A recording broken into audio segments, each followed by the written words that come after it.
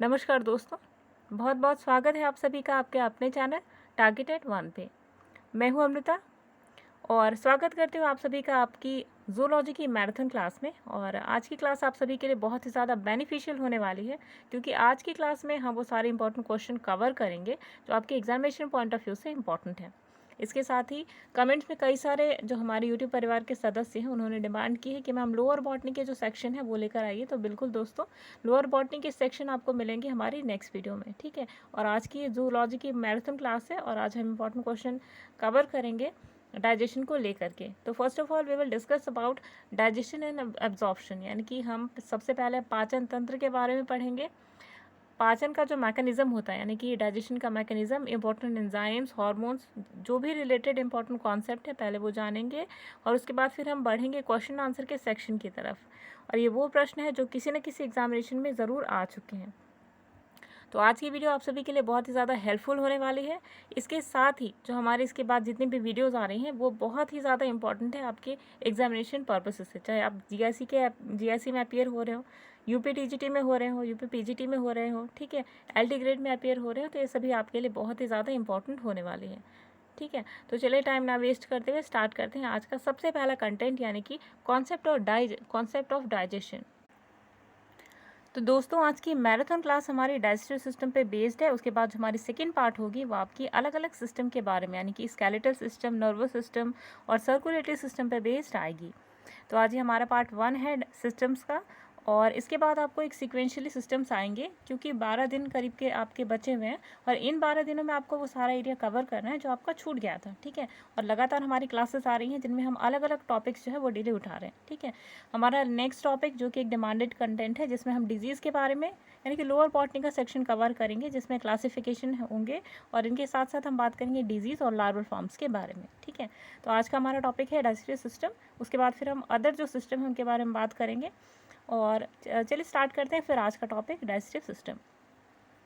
Digestive system जिसे आप पाचन तंत्र के भी नाम से जानते हैं, तो यहाँ हम अपने कंटेंट को बायलिंगुअली ले चलेंगे, यानी कि जो हिंदी मीडियम के स्टूडेंट्स हैं उनके लिए भी बेनिफिशियल होगा और जो इंग्लिश मीडियम के स्टूडेंट्स हैं उनके लिए तो यहाँ पे इंग्लिश टर्म दिए हुए हैं, ठीक है। चलिए, सबसे पहली चीज़ कि व्हाट इज़ डाइजेशन। तो डाइजेशन मीन्स होता है कि किसी कॉम्प्लेक्स फूड सब्सटेंस को आप सिंपलर में कन्वर्ट कर देते हैं, तो ये आपका क्या कहलाएगा, डाइजेस्टिव सिस्टम, ठीक है। सेकेंड थिंग इज़ कि डाइजेशन में जो ऑर्गेनिक सब्सटेंसेस होते हैं इनको तोड़कर जो ऑर्गेनिक सब्सटेंसेस हैं इनसे इनऑर्गेनिक सब्सटेंसेस को जो है वो बनाया जाता है, ठीक है। तो एक आपका इंपॉर्टेंट टर्म हुआ। दूसरी चीज़, पाचन तंत्र में किन चीज़ों का जो है वो डाइजेशन होता है और वो जो कॉम्प्लेक्स सब्सटेंसेस होते हैं वो टूटकर किन चीज़ों में कन्वर्ट हो जाते हैं। Most important point is that, क्योंकि यहाँ से ही सबसे सारा क्वेश्चन आते हैं, ठीक है। तो ये सबसे पहले आप कवर कर लीजिए, उसके बाद फिर हम अदर सेक्शंस पे देखेंगे। तो करीबन आपको यहाँ पे 15-16 फॉर्म पेजेस की जो है वो डिटेल डिस्क्रिप्शन मिलेगी, जो आपके एग्जामिनेशन पर्पस से इंपॉर्टेंट है। इसके अलावा कुछ भी एक्स्ट्रा नहीं जो आपके एग्जाम्स के इरेलीवेंट हो। वो सारी चीज़ें जो रेलिवेंट है एग्जामिनेशन के लिए और वो सारी चीज़ें जो आपके एग्जामिनेशन पर्पस से इंपॉर्टेंट है, उन सारी चीज़ों को हम इन नोट्स में आप सभी के लिए लेकर आए हैं। तो सबसे पहले चलिए देखते हैं कि वो कौन सा फूड न्यूट्रिएंट है जो छोटे छोटे पार्ट्स में कन्वर्ट होने के बाद किस रूप में कन्वर्ट हो जाता है, ठीक है। सबसे पहला नंबर 1 है, देखिए आपका कार्बोहाइड्रेट, ठीक है। कार्बोहाइड्रेट जिसे आप शुगर के नाम से भी जनरली जानते हैं, तो ये किस में कन्वर्ट होता है, ग्लूकोज में टूटता है, ठीक है। ग्लूकोज के बाद जो सेकेंड स्टेप है ये लास्टली ग्लाइकोजन में कन्वर्ट हो जाता है। तो कार्बोहाइड्रेट किस में टूटता है, ग्लूकोज, और फिर ग्लूकोज से ग्लाइकोजन में कन्वर्ट हो जाता है। तो आप ये कह सकते हैं कि डाइजेशन के बाद कार्बोहाइड्रेट जो होता है वो ग्लाइकोजन में कन्वर्ट होकर हमारी बॉडी के थ्रू एब्जॉर्ब हो जाता है, ठीक है। Second thing is protein. तो प्रोटीन जो होता है वो टूट करके पेप्टोन्स में कन्वर्ट होता है और यही पेप्टोन्स आगे चल करके अमीनो एसिड में कन्वर्ट हो जाते हैं, ठीक है। तो इंपॉर्टेंट एस्पेक्ट था आपके इस क्वेश्चन। अगर आपके एग्जाम से पूछा जाता है कि कार्बोहाइड्रेट जो होते हैं वो डाइजेशन के बाद किस सिंपलर फूड में कन्वर्ट होते हैं, तो आप कहेंगे ग्लाइकोजन, और प्रोटीन्स की बात करी जाएगी तो आप कहेंगे अमीनो एसिड, ठीक है। आप देखिए, अब फैट की बात करी जाए तो फैट जो होता है, फैट ये आगे चल करके फैटी एसिड में कन्वर्ट होता है और फैटी एसिड आगे चल करके ग्लिसरॉल में कन्वर्ट हो जाती है।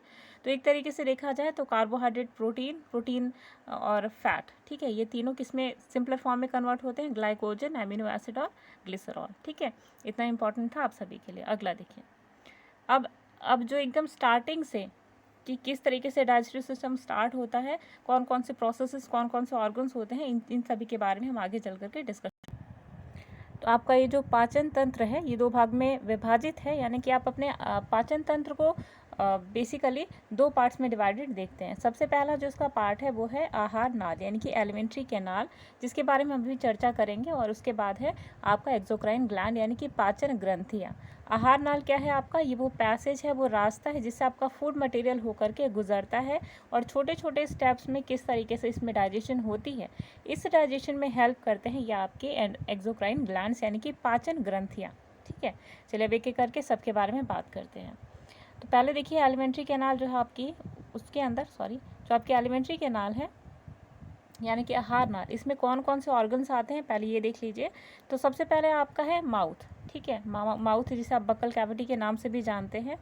तो एक चीज़ देखिएगा कि आपकी जो आहार नाल है उसकी लेंथ, की जो एलिमेंट्री कैनाल है इसकी लंबाई करीबन 9 मीटर के करीब में देखी जाती है। ठीक है, और ये स्टार्ट कहाँ से होती है, तो स्टार्ट होती है माउथ से। माउथ यानी कि बक्कल कैविटी, जिसमें आपके टीथ और जीभ हैं जो बेसिक रोल प्ले करते हैं फूड मटेरियल को छोटे छोटे पार्ट्स में तोड़कर जो फूड है उसको मिक्स करने का काम जो है वो जीभ करती है। ठीक है, सेकेंड थिंग है फूड पाइप यानी कि आहार नाल। तो एक पैसेज प्रोवाइड करती है जिससे फूड मटेरियल बक्कल कैविटी यानी कि माउथ से लेकर के इंटेस्टाइन तक ट्रांसफ़र होता है, स्टमक तक ट्रांसफ़र होने का काम फूड पाइप करती है। नेक्स्ट है आपका पेट यानी कि उदर, जिसे आमाशय भी कहा जाता है। स्टमक में क्या होता है, थोड़ी देर के लिए जो फूड मटेरियल है वो स्टोर होता है, उसके बाद वहाँ पे चर्निंग होती है, यानी कि जो आपका स्टमक है इस प्रकार से ये क्या करता है, एक बार कॉन्ट्रैक्ट करता है, सिकुड़ता है, फिर फैलता है, सिकुड़ता है, फिर फैलता है, फिर सिकुड़ता है, फिर फैलता है। इसका फंक्शन क्या होता है, तो बार बार सिकुड़ने और फूलने से क्या होता है कि जो फूड मटेरियल, जो बड़े फूड पार्टिकल्स होते हैं जो कि जनरली दांत के द्वारा नहीं होता है, कभी कभी आप कोई चीज़ जो होते हैं निगल जाते हैं ऐसे ही। ठीक है, तो उन सारे फूड मटेरियल्स को, या जो आपने फूड मटेरियल्स को छोटे छोटे पार्ट्स में कन्वर्ट कर लिया है उसे और ज़्यादा सॉफ्टर पार्टिकल्स में कन्वर्ट करने का जो काम है वो करता है हमारा स्टमक के अंदर ये जो मूवमेंट होते हैं। स्टमक में 3 पार्ट आपको नज़र आएंगे, पहला है फंडिक, दूसरा होता है पाइलोरिक और तीसरा होता है कार्डियक। ठीक है, 3 पार्ट्स आपको नज़र आएंगे। फिर है छोटी आंत। तो छोटी आंत जो होती है, छोटी आंत भी बहुत बेसिक रोल प्ले करती है आहार नाल का। यहाँ पे छोटी आंत का फंक्शन क्या होता है कि जितने भी इंपॉर्टेंट एंजाइम्स होते हैं जिनमें आपके कार्बोहाइड्रेट, प्रोटीन और फैट का एब्जॉर्प्शन होता है वो आपके बेसिकली छोटी आंत से ही सिक्रीट होते हैं। ठीक है, इसके अलावा जो लीवर होता है और आपका पेंक्रियाज होता है, इन दोनों के जो जूसेस होते हैं वो डायरेक्टली छोटी आंत में जो है वो डाले जाते हैं। ठीक है, और ये एक पैसेज के थ्रू आते हैं, और गॉल ब्लैडर जो है उसके अंदर स्टोर होता है लीवर का बाइल जूस। ठीक है, तो बाइल जूस पहले लीवर के द्वारा जो है वो गॉल ब्लैडर के अंदर आता है, फिर गॉल ब्लैडर से जो बाइल जूस है तब वो छोटी आंत के अंदर छोड़ा जाता है। ठीक है, तो इम्पॉर्टेंट कॉन्सेप्ट था। अगला देखिए बड़ी आंत मतलब लार्ज इंटेस्टाइन। तो इसका कुछ ज़्यादा फंक्शन होता नहीं है, इसका फंक्शन ये होता है कि जो मेडिसिन्स होती है ना, जो मेडिसिन्स आपने ली हुई हैं, चाहे आप किसी भी प्रकार के मेडिसिन लेते हैं, वो सारे मेडिसिन्स के जो केमिकल्स हैं वो सारे बड़ी आंत यानी कि लार्ज इंटेस्टाइन में एब्जॉर्ब होते हैं। इसके अलावा तो जो पानी आप पीते हैं ना, तो पानी क्या होता है, पानी डायरेक्टली जब आप पानी पीते हैं तो ईसोफेगस से आपके स्टमक तक आता है, स्टमक से डायरेक्टली आपका पानी स्मॉल इंटेस्टाइन फिर लार्ज इंटेस्टाइन तक मूव कर जाता है। ठीक है, पानी कभी भी डाइजेस्ट नहीं होता, ये चीज़ आपको ध्यान रखनी है। पानी क्यों डाइजेस्ट होगा, वो तो खुद ही सिंपलर फॉर्म में है, तो आप उसको कितना सिंपलर में कन्वर्ट करोगे। ठीक है ना, तो लॉजिक जो है वो उसको इस्तेमाल कीजिएगा, पानी कभी भी डाइजेस्ट नहीं होता।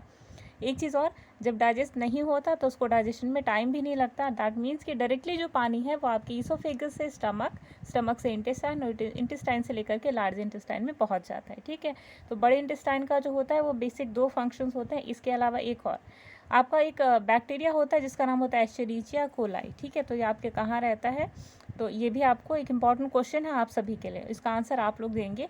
और ई कोलाई का फंक्शन क्या होता है ये भी आपको बताना है। ठीक है, एक फंक्शन हम बता देते हैं कि जो विटामिन डी होती है इसके रिगार्डिंग जो सिंथेसिस होती है ना वो आपके इकोलाई से रिलेटेड है। ठीक है, इसके अलावा जो इकोलाई का फंक्शन होता है वो क्या होता है आपको बताना है। और चलिए देखते हैं कमेंट बॉक्स में कौन सा ऐसा स्टूडेंट है जो आंसर करेगा कि इकोलाई का फंक्शन क्या होता है। ठीक है, लास्ट पार्ट देखिए, लास्ट होता है एनएस। तो एनएस का फंक्शन क्या होता है? एनएस वो पार्ट होती है जहाँ से फीकल मैटर या अनडाइजेस्टेड मैटर बॉडी से बाहर जो है वो रिलीज होता है। ठीक है, तो इंपॉर्टेंट कॉन्सेप्ट था आप सभी के लिए। चलिए अब बात करते हैं हम पाचन ग्रंथियों के बारे में, यानी कि डाइजेस्टिव ग्लैंड्स के बारे में। तो डाइजेस्टिव ग्लैंड्स जो होते हैं इनका भी बहुत ज़्यादा ही इंपॉर्टेंट फंक्शन होता है डाइजेशन में। कैसे? देखिए, पहली चीज़ तो ये कि डाइजेशन जो है सिर्फ नाल में यानी कि पैसेज में सिर्फ होकर गुजरे तो सिर्फ डाइजेशन कंप्लीट नहीं माना जाएगा। ठीक है, इसके लिए जैसे आप मान लीजिए कोई आप फूड प्रिपेयर कर रहे हैं तो आपको रॉ मटेरियल चाहिए होता है ना। तो रॉ मटेरियल सिर्फ होने से तो खाना प्रिपेयर नहीं होगा, आपको टूल्स भी चाहिए, आपको स्पैचुला चाहिए, कढ़ाई चाहिए, तवा चाहिए, तब तो आपका फूड प्रिपेयर होगा ना। तो वही जो आपके टूल्स हैं ना, टूल्स की तरह से तरीके से आप देख सकते हैं एग्जाम्पल के रूप में पाचन ग्रंथियों को। ठीक है, तो पाचन ग्रंथियाँ बेसिकली देखिए कितने होती हैं, 5 टाइप्स की। पहली क्या होता है? देखिए सलाइवा जो होता है ना, सबसे पहला जो पाचन ग्रंथि होता है, जो कि हमारी बॉडी में 3 टाइप्स के जो सलाइवरी ग्लैंड है वो पाए जाते हैं, पैरोटिड, सबमैक्सिलरी और सबलिंगुअल।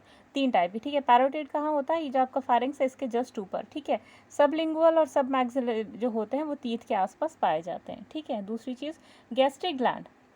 गैस्ट्रिक ग्लैंड आपका जिसमें आता है, इसके अंदर आप देखिए आपका जो पेट है यानी कि स्टमक, उससे जो रिलीज़ होती है ना आपके हार्मोन्स बोलिए या फिर जो आपके एंजाइम्स होते हैं, तो वहाँ से जो रिलीज़ होता है उसे कहा जाता है गैस्ट्रिक ग्लैंड। ठीक है, उसके अंदर जो ग्लैंड होते हैं जो कि डाइजेशन में हेल्प करते हैं स्टमक के अंदर, तो वो कहलाते हैं आपके गैस्ट्रिक ग्लैंड। दूसरा लीवर।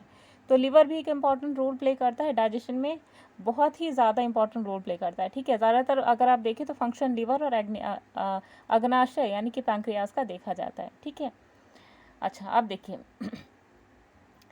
अब गैस्ट्रिक ग्लैंड्स की बात हो गई, लीवर की बात हो गई, और पैंक्रियाज यानी कि अग्नाशय ग्रंथि जो है इनका काम हो गया। ठीक है, अब इनसे कौन कौन से हार्मोन रिलीज होते हैं, क्या क्या फंक्शन होता है, इसके बारे में हम डिटेल में बात करते हैं। चलिए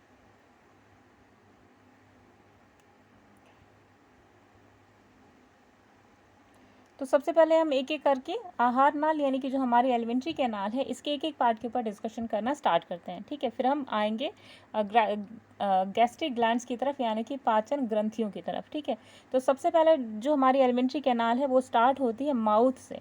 माउथ जिसे आप कहते हैं बक्कल कैविटी, ठीक है, या फिर माउथ कैविटी के नाम से जानते हैं। तो असल में जो पाचन की शुरुआत होती है भोजन की वो हमारे मुख से ही होती है, यानी कि बक्कल कैविटी से ही होती है। ठीक, बक्कल कैविटी किन से बनी होती है? तो 2 पार्ट्स होते हैं इसमें, एक होता है तीत और दूसरा होता है टांग। ठीक है, सबसे पहले तीत के बारे में बात करेंगे। तो तीत जो होते हैं, सबसे पहले कि तीत जो होते हैं वो वाइट कलर होते हैं, इनके ऊपर एक हार्ड टफ कवरिंग पाई जाती है जिसे इनेमल कहा जाता है। तो ये जो आपका इनेमल है ना गाइस, ये आपकी बॉडी का स्ट्रॉन्गेस्ट जो पार्ट है वो माना जाता है। ठीक है, हड्डियों से भी ज़्यादा स्ट्रॉन्गर माना जाता है इनेमल को। ठीक है, दूसरी चीज़ कि तीत की स्टडी को क्या बोला जाता है? तो तीत की जो स्टडी होती है उसे ओडोंटोलॉजी के नाम से जाना जाता है, ये सभी आपको पता होना चाहिए। ठीक है, और दूसरी चीज़ कि हमारे जो तीत हैं वो किस प्रकार के हैं? फाइकोडोंट। ठीक है, फाइकोडोंट क्यों है? फाइकोडोंट इसलिए कहा जाता है क्योंकि हमारे परमानेंट टीथ जो होते हैं ना वो हमारे बॉडी के अंदर पाए जाते हैं मिल्क टीथ के गिर जाने के बाद। ठीक है, दांत हमारे किस टाइप के होते हैं? तो हेट्रोडोंट होते हैं। हेट्रोडोंट मतलब कि हमारी जीवन काल में, हमारे जीवन चक्र में जब तक हम जीवित रहते हैं तो हमारी पूरी जीवन चक्र में 2 टाइप्स के 2 टीथ हैं, 2 टाइप्स के 2 दांत हैं वो दिखाई देते हैं। सबसे पहला कौन सा? मिल्क टीथ, और दूसरा क्या होता है? Permanent teeth. ठीक है, यानी कि दूध के दांत, और दूसरा होता है स्थायी दांत। तो ये सभी दांत हैं 2 प्रकार की हमारे जीवन चक्र में पाए जाते हैं, इसीलिए हमें जो हमारे जो दांत हैं उन्हें क्या कहा जाता है? हेट्रोडोंट। ठीक है, अच्छा अब मिल्क टीथ के बारे में पूछा जाए, कई बार क्वेश्चन में पूछा भी जाता है कि मिल्क टीथ जो होते हैं उनकी संख्या कितनी होती है? तो मिल्क टीथ की संख्या होती है 20। जबकि स्थायी दांत की बात करी जाए तो परमानेंट जो टीथ होते हैं वो होते हैं 32। ठीक है, कई बार क्वेश्चन आता होगा आपके माइंड में कि इसे मिल्क टीथ क्यों कहते हैं? तो गाइज मिल्क टीथ इसलिए कहते हैं क्योंकि जब तक हमारी बॉडी के अंदर मिल्क टीथ पाए जाते हैं तब तक बच्चा क्या करते हैं? ज़्यादातर मिल्क पे फीड करता है। ठीक है, तो ये आपका कहलाएगा मिल्क टीथ। ठीक है, अगला देखिए। अब देखिए हम यहाँ तीत की बात कर रहे हैं, तो तीत जो होते हैं 4 प्रकार के हमारे माउथ के अंदर यानी कि हमारे बक्कल कैविटी के अंदर जो परमानेंट तीत हैं वो 4 प्रकार के पाए जाते हैं, जिनमें सबसे पहला आपका इंसीजर जिसे हिंदी में कृदंत के नाम से जानते हैं, दूसरा है केनाइन यानी कि रदंत, और तीसरा है आपका प्री मोलर यानी कि अग्र चवर्ण, और चौथा है आपका मोलर यानी कि चवर्णक। ठीक है, तो 4 प्रकार के टीथ होते हैं। अब देखिए संख्या कितनी होती है। तो जो इंसीजर्स होते हैं ये 8 संख्या में पाए जाते हैं। कैनाइन होता है आपका 4, प्रीमोलर होता है 8 और मोलर होता है 12। यहाँ पे आप देखेंगे जो इंसीजर है उसे स्माइल टीथ कहा जाता है, जो कि कटिंग का काम करते हैं। कैनाइन जो होता है इसका काम होता है टीयरिंग यानी कि चीड़ फाड़ करना, और प्रीमोलर होता है इसका काम होता है पीसना, और मोलर जो होता है इसका काम होता है ग्राइंडिंग और मिक्सिंग। यानी कि जो भी दांत, सबसे पहले देखिए कोई भी चीज़ आप खाते हैं तो आपके जो स्माइल टीथ होते हैं यानी कि जो आपके इंसीजर होते हैं इससे आप कट करते हैं, ठीक है। उसके बाद कोई चीज़ ऐसी होती है जो थोड़े टफ होते हैं, आप साइड में रख के उसको फाड़ते हैं, ठीक है, तो वो कैनाइन करता है। और आपके जो बड़े फूड पार्टिकल्स होते हैं इसको छोटा छोटा करने का काम होता है आपके मोलर और प्रीमोलर का, ठीक है। तो टोटल नंबर ऑफ जो टीथ हैं आपके यहाँ पे क्या है, 32, ठीक है। अगला देखिए जॉ। तो जॉ के बारे में आपको याद रखना है कि जो अपर जॉ होता है हमारा, जो आपका मान लीजिए आपका क्या है दांत, ठीक है। तो अपर जो जॉ है उसको आप मैक्सिलरी के नाम से जानेंगे, और जो लोअर जॉ है उसे आप कहेंगे मैंडिबल्स, ठीक है। तो अपर जॉ और लोअर जॉ दो टाइप्स के जॉ जनरली देखे जाते हैं। तो सिर्फ ह्यूमन की केस में ही नहीं, आप जितने भी ऑर्गेनिजम्स देखेंगे सभी के अंदर मैक्सिलरी, सब मैक्सिलरी, मैंडिबल, सब मैंडिबल ये सभी पाए जाते हैं, ठीक है। अगला देखिए, अगला है देखिए वेस्टिजियल टीथ और wisdom teeth. Vestigial teeth, wisdom teeth, molar teeth या फिर वेस्टिजियल ऑर्गन, ये सभी क्या होते हैं, देखिए चवर्णक जो होता है आपका, जो चौथा दांत होता है जो कि एकदम पीछे आपके जॉ में सिचुएटेड होता है, उसे वेस्टिजियल टीथ कहा जाता है। विजडम टीथ कहा जाता है, मोलर टीथ या फिर मोलर टीथ को हिंदी में क्या कहते हैं, चवर्णक, ठीक है। चवर्णक मतलब क्या होता है, तो इसका मतलब क्या होता है कि ऐसे ऐसे दांत, देखिए हिंदी में थोड़ी सी डिफिकल्टी होगी, तो अगर आप हिंदी मीडियम के, अगर आपको पता है गाइस तो थोड़ा सा कॉपरेट करने की कोशिश कीजिएगा, ठीक है। क्योंकि कुछ चीज़ें ऐसी होती है ना, क्योंकि हमारा बैकग्राउंड पूरा इंग्लिश का रहा है तो थोड़े से वर्ड आप तक डिलीवर करने में थोड़ी सी डिफिकल्टी होती है। तो अगर आप कॉपरेट करेंगे तो चीज़ें जो है इजीली समझ में आ जाएंगी, ठीक है। तो देखिए मोलर जो टीथ हैं इनका काम क्या होता है कि जो बड़े बड़े फूड पार्टिकल्स जो थोड़े टफ होते हैं, जैसे चना आप खाते हैं ना, तो उस पीछे की तरफ दांतों की तरफ चला जाता है, जिससे आप उसको छोटे छोटे पार्टिकल्स में कन्वर्ट कर देते हैं, ठीक है। अब देखिए एक टर्म दिया है यहाँ पे वेस्टिजियल ऑर्गन। जब हमने यहाँ पे टीथ की बात करी है कि जो आपका मोलर टीथ है वो क्या है, आपका वेस्टिजियल ऑर्गन, ठीक है। आपकी बॉडी में जो वेस्टिजियल ऑर्गन्स है यहाँ पे टोटल 6 जो है वेस्टिजियल ऑर्गन ह्यूमन बींग्स के अंदर प्रेजेंट होते हैं। पहला कौन सा होता है, पहला होता है विजडम टीथ, जो कि आपके जॉ में बिल्कुल पीछे, आपका जॉ है बिल्कुल पीछे की तरफ प्रेजेंट होता है विजडम टीथ। इसे बुद्धि दांत भी कहा जाता है, और ये भी माना जाता है कि जब विजडम टीथ आता है तो इंसान के अंदर जो मैच्योरिटी है वो मैच्योरिटी का लेवल वो अचीव कर लेता है, ठीक है। अगला है देखिए अपेंडिक्स। तो अपेंडिक्स लार्ज इंटेस्टाइन जो आपने देखी होगी, लार्ज इंटेस्टाइन के बिल्कुल लोअर सेक्शन में इस तरफ ऐसा पाया जाता है। ये मान लीजिए आपका क्या है, इंटेस्टाइन। तो एक सेकेंड, ये आपका क्या है, लार्ज इंटेस्टाइन, ठीक है। तो इस लार्ज इंटेस्टाइन में इस तरफ आप देखेंगे कि एक पिन लाइक स्ट्रक्चर होता है, इसे कहा जाता है अपेंडिक्स। इसका हालांकि कोई फंक्शन नहीं होता। कई लोग ऐसा मानते हैं कि ये हॉलो होता है, तो ऐसा नहीं है, हॉलो बिल्कुल भी नहीं होता। ये एक सॉलिड स्ट्रक्चर होता है और इसका कोई भी रोल नहीं होता है फिलहाल बॉडी के अंदर। लेकिन क्योंकि हमारे एंसेस्टर्स के अंदर ये पाया जा रहा था और इसका कोई फंक्शन था, लेकिन इस टाइम जो मॉडर्न ह्यूमंस की जब डेवलपमेंट हो गई तब वहाँ पर कोई भी फंक्शन नहीं था अपेंडिक्स का, और इसलिए तब ये वेस्टिजियल ऑर्गन के रूप में यहाँ पे प्रेजेंट हो गया, ठीक है। वेस्टिजियल ऑर्गन जो आप बार बार टर्म सुन रहे हैं, इसका मतलब क्या है, तो वेस्टिजियल ऑर्गन का मतलब होता है कि ऐसे ऑर्गन्स जो कि हमारे लिए यूजफुल नहीं है लेकिन फिर भी हमारी बॉडी में प्रेजेंट है, मतलब विदाउट एनी फंक्शन, ठीक है। अगला वेस्टिजियल ऑर्गन देखिए बॉडी हेयर। तो बॉडी हेयर का हालांकि फंक्शन देखा जाता है कि हमारी बॉडी जो होती है उसको बाहरी टेम्परेचर से थोड़ा बहुत प्रोटेक्ट करने का काम हमारे हेयर्स करते हैं, लेकिन हालांकि उतना ज़्यादा फंक्शन बॉडी हेयर्स का होता नहीं है। तो ये जो आपका बॉडी हेयर है ये भी क्या है, आपका वेस्टिजियल ऑर्गन है। कैसे, क्योंकि पहले जो ह्यूमन बींग्स थे उनकी पूरी बॉडी के ऊपर लंबे लंबे बाल हुआ करते थे, ठीक है। आज भी आपको एक्सेप्शन में कुछ ऐसे ह्यूमन बींग्स मिलेंगे जिनकी पूरी बॉडी के ऊपर हैवी हेयर्स पाए जाते हैं, लेकिन ज़्यादातर केसेस में आप देखेंगे 99% केसेस में कि ह्यूमन बॉडी के अंदर जो हेयर्स होते हैं बहुत छोटे छोटे देखे जाते हैं, ठीक है। अगला है देखिए ईयर मसल। तो कान की जो मसल्स होती है ना ये भी वेस्टिजियल ऑर्गन होती है। और फिर लास्ट होती है टेल बोन। टेल बोन मतलब क्या होता है कि आपके वर्टिब्रल कॉलम में जो नीचे 3 हड्डियां होती है ना, जिन्हें कॉकेक्स कहा जाता है, कॉकेक्स की जो लास्ट 3 हड्डियां होती हैं इन्हें टेल बोन के नाम से जाना जाता है। तो क्योंकि ह्यूमन बीइंग्स के अंदर टेल नहीं होती है ठीक है। इसलिए क्या होती है, ये वेस्टिजियल ऑर्गन है क्योंकि यहाँ पे कोई फंक्शन ही नहीं है। कॉर्टेक्स की लास्ट 3 हड्डियों का, उसे ही टेल बोन कहा जाता है। ठीक है, तो there are 5 kind of vestigial organs in human body. पहला है विजडम टीथ, दूसरा अपेंडिक्स, तीसरा है बॉडी हेयर, चौथा है ईयर मसल और लास्ट है आपका टेल बोन। ठीक है, अगला देखिए। अब देखिए मिल्क टीथ की बात करी जाए तो मिल्क टीथ जैसे कि हमने डिस्कस किया अभी कि मिल्क टीथ टोटल 20 नंबर होते हैं हमारी बॉडी के अंदर, जिसमें 8 जो होते हैं इंसीजर, 4 कैनाइन, 4 होते हैं प्रीमोलर और प्रीमोलर होते हैं 0 और 8 पाए जाते हैं मोलर। ठीक है, और बच्चों में जो प्रीमोलर होते हैं वो टोटली एब्सेंट होते हैं, जो कि हमने अभी डिस्कस किया। ठीक है, लेकिन देखिए हाथी के बाहर निकले हुए जो दांत होते हैं उसमें जबड़ों में इंसीजर होते हैं, यानी कि जो बाहर आपने देखे होंगे हाथी के दांत कुछ इस प्रकार से बाहर की तरफ निकले हुए होते हैं, मोटे मोटे, जिन्हें टस्क कहा जाता है। तो जो टस्क होते हैं ना, इंसीजर्स का ही एक फॉर्म होते हैं, जो कि ह्यूमन बींग्स के अंदर इंसीजर होते हैं, यही हाथी में चल करके बहुत बाहर की तरफ निकले हुए और उभरे हुए नजर आते हैं। ठीक है, अगला देखिएगा। चलिए बात करते हैं डेंटल फॉर्मूला की। तो दांत जो हमारे होते हैं किस तरीके से प्लेस्ड होते हैं हमारे माउथ के अंदर, यही कहलाता है आपका डेंटल फॉर्मूला। तो हमारे मुंह में टोटल नंबर ऑफ टीथ होते हैं 32। ठीक है, और 32 किस तरीके से प्लेस्ड होते हैं आपको याद रखना है। ठीक है, कैसे?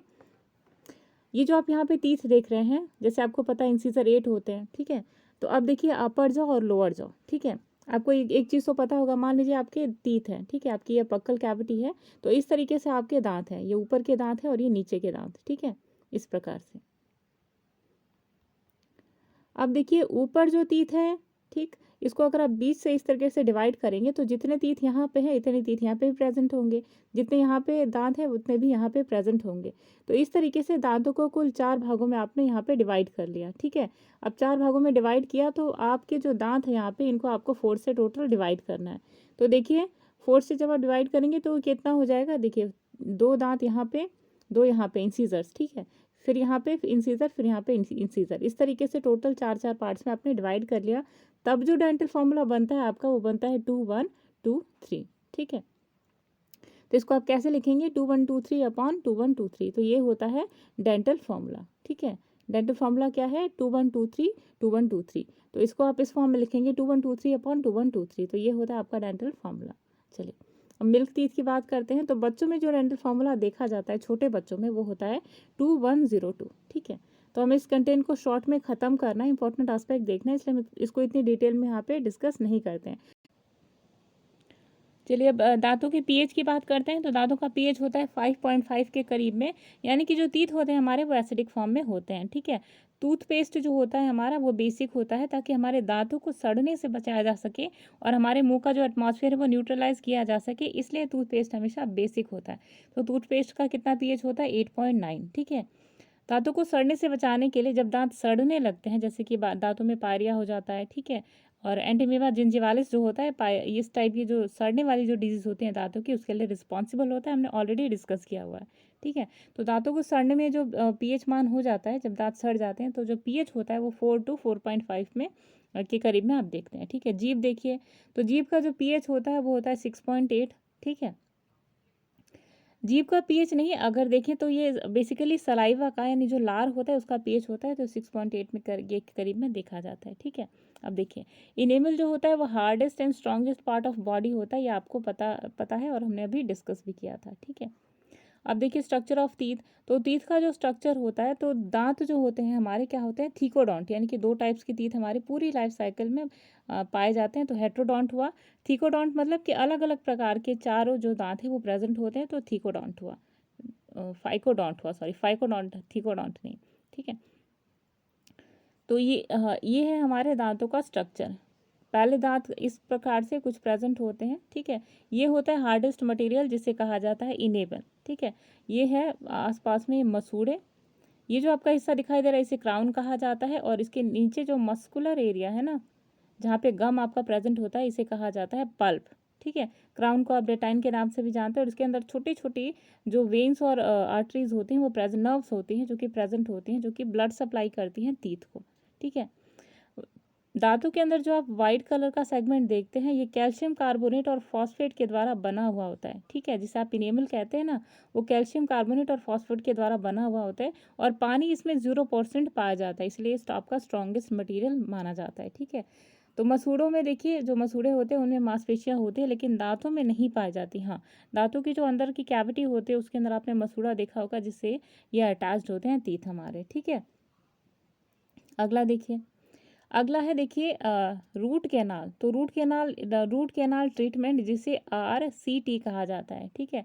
RCT क्या होता है? तो ये दांतों को शून्य किया जाता है, और उसके बाद दांतों को शून्य करने के बाद दांतों में जो आर्टिफिशियल दांत है वो लगाए जाते हैं, ठीक है।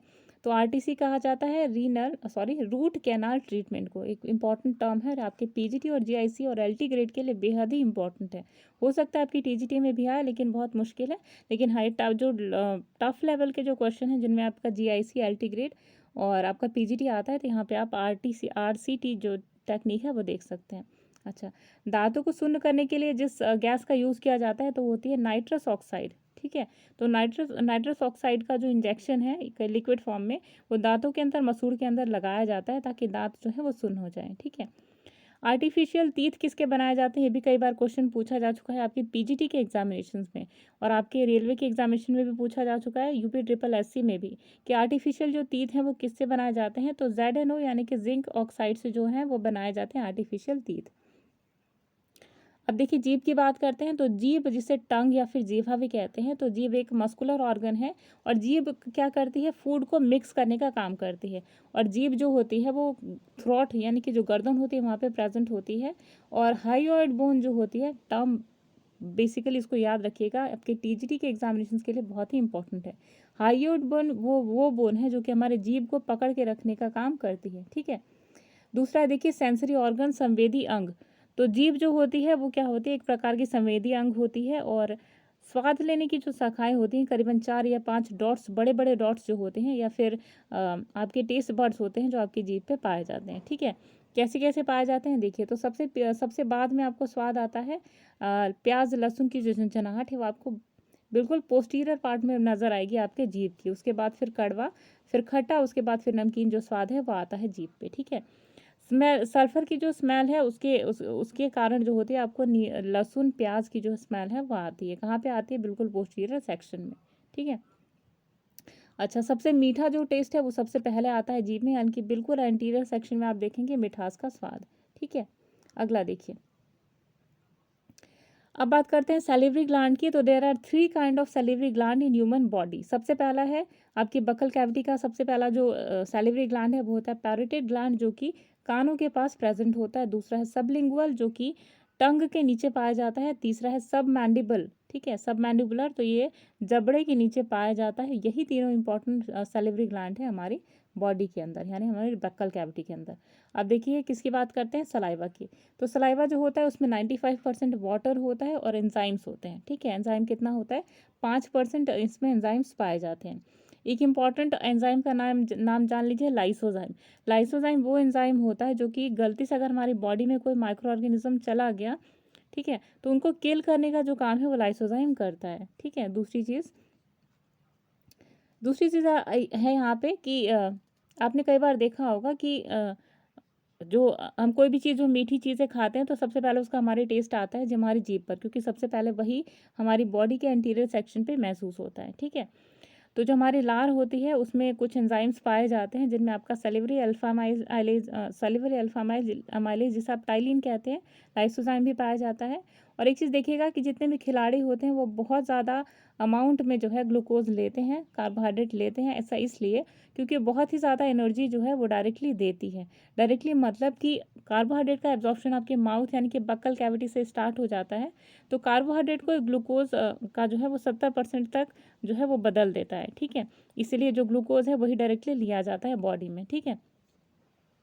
स्टार्च देखिए, तो स्टार्च में जो गैलेक्टोज है, तो गैलेक्टोज जो है ये इंपॉर्टेंट फैक्टर होता है जो कि जो कि हमारे बक्कल कैविटी में जो है वो एब्जॉर्ब होता है, ठीक है। जो कि स्टार्च क्या है? आपका पॉलीसेकेराइड है। तो पॉलीसेकेराइड है स्टार्च, और ये कहाँ पे? ये हमारे बक्कल कैविटी के अंदर ही गैलेक्टोज में कन्वर्ट हो जाता है। तो इंपॉर्टेंट कॉन्सेप्ट था आप सभी के लिए। अगला देखिए, अगली बात करते हैं हम फूड पाइप के बारे में, जिसे ईसोफेगस कहा जाता है। तो इसे ईसोफेगस की लंबाई करीब 25 सेंटीमीटर के करीब में पाई जाती है। ये एक मस्कुलर ऑर्गन है पाइप लाइक, ठीक है। तो जो हमारी ईसोफेगस होती है, इसके जस्ट बगल में ट्रैकिया होती है, ट्रैकिया यानी कि श्वसन नाल, ठीक है। तो यहाँ पे एक ढक्कन जैसा एक स्ट्रक्चर पाया जाता है जिसे एपिग्लॉटिस कहा जाता है, ठीक है। जब हम सांस लेते हैं तो हमारी जो श्वास नली है वो खुल जाती है, और एपिग्लॉटिस जो है वो माउथ वाले वो फूड पाइप को बंद कर देता है। और जैसे ही हम खाना खाते हैं तो ये इसको जो ट्रैकिया है उसको बंद कर देता है, यानी कि विंड पाइप को, यानी कि श्वसन नाल को बंद कर देता है। तो एपिग्लॉटिस का यहाँ पे बहुत ही इंपॉर्टेंट फंक्शन होता है हमारे खाने और पीने में, ठीक है। अगला देखिए स्टमक। तो स्टमक के अंदर देखिए एक मूवमेंट होता है जिसे पेरिस्टाल्सिस कहा जाता है। तो पेरिस्टाल्सिस क्या होता है, जो हमारी ईसोफेगस होती है, ठीक है, जो हमारी ईसोफेगस होती है, इस ईसोफेगस में जो फूड का मूवमेंट होता है ना, उसे पेरिस्टाल्टिक मूवमेंट कहा जाता है। आपको पता है कि फूड जो होता है वो बॉल के आकार में नीचे जाता है। तो जैसे ही फूड आगे की तरफ मूव करता है, ईसोफेगस पीछे से पतली होती चली जाती है, और ये धक्का मारती है, प्रेशर एक एक्सर्ट करती है इस फूड के ऊपर।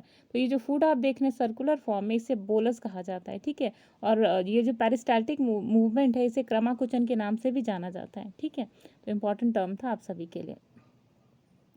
अगला देखिए, स्टमक पे आते हैं। तो स्टमक जो होता है, स्टमक हमारा एक बैग लाइक ऑर्गन होता है, हमारे लीवर के जस्ट अबव ये प्लेस्ड होता है, ठीक है। लीवर के साइड में, पैंक्रियास के ऊपर, ठीक है।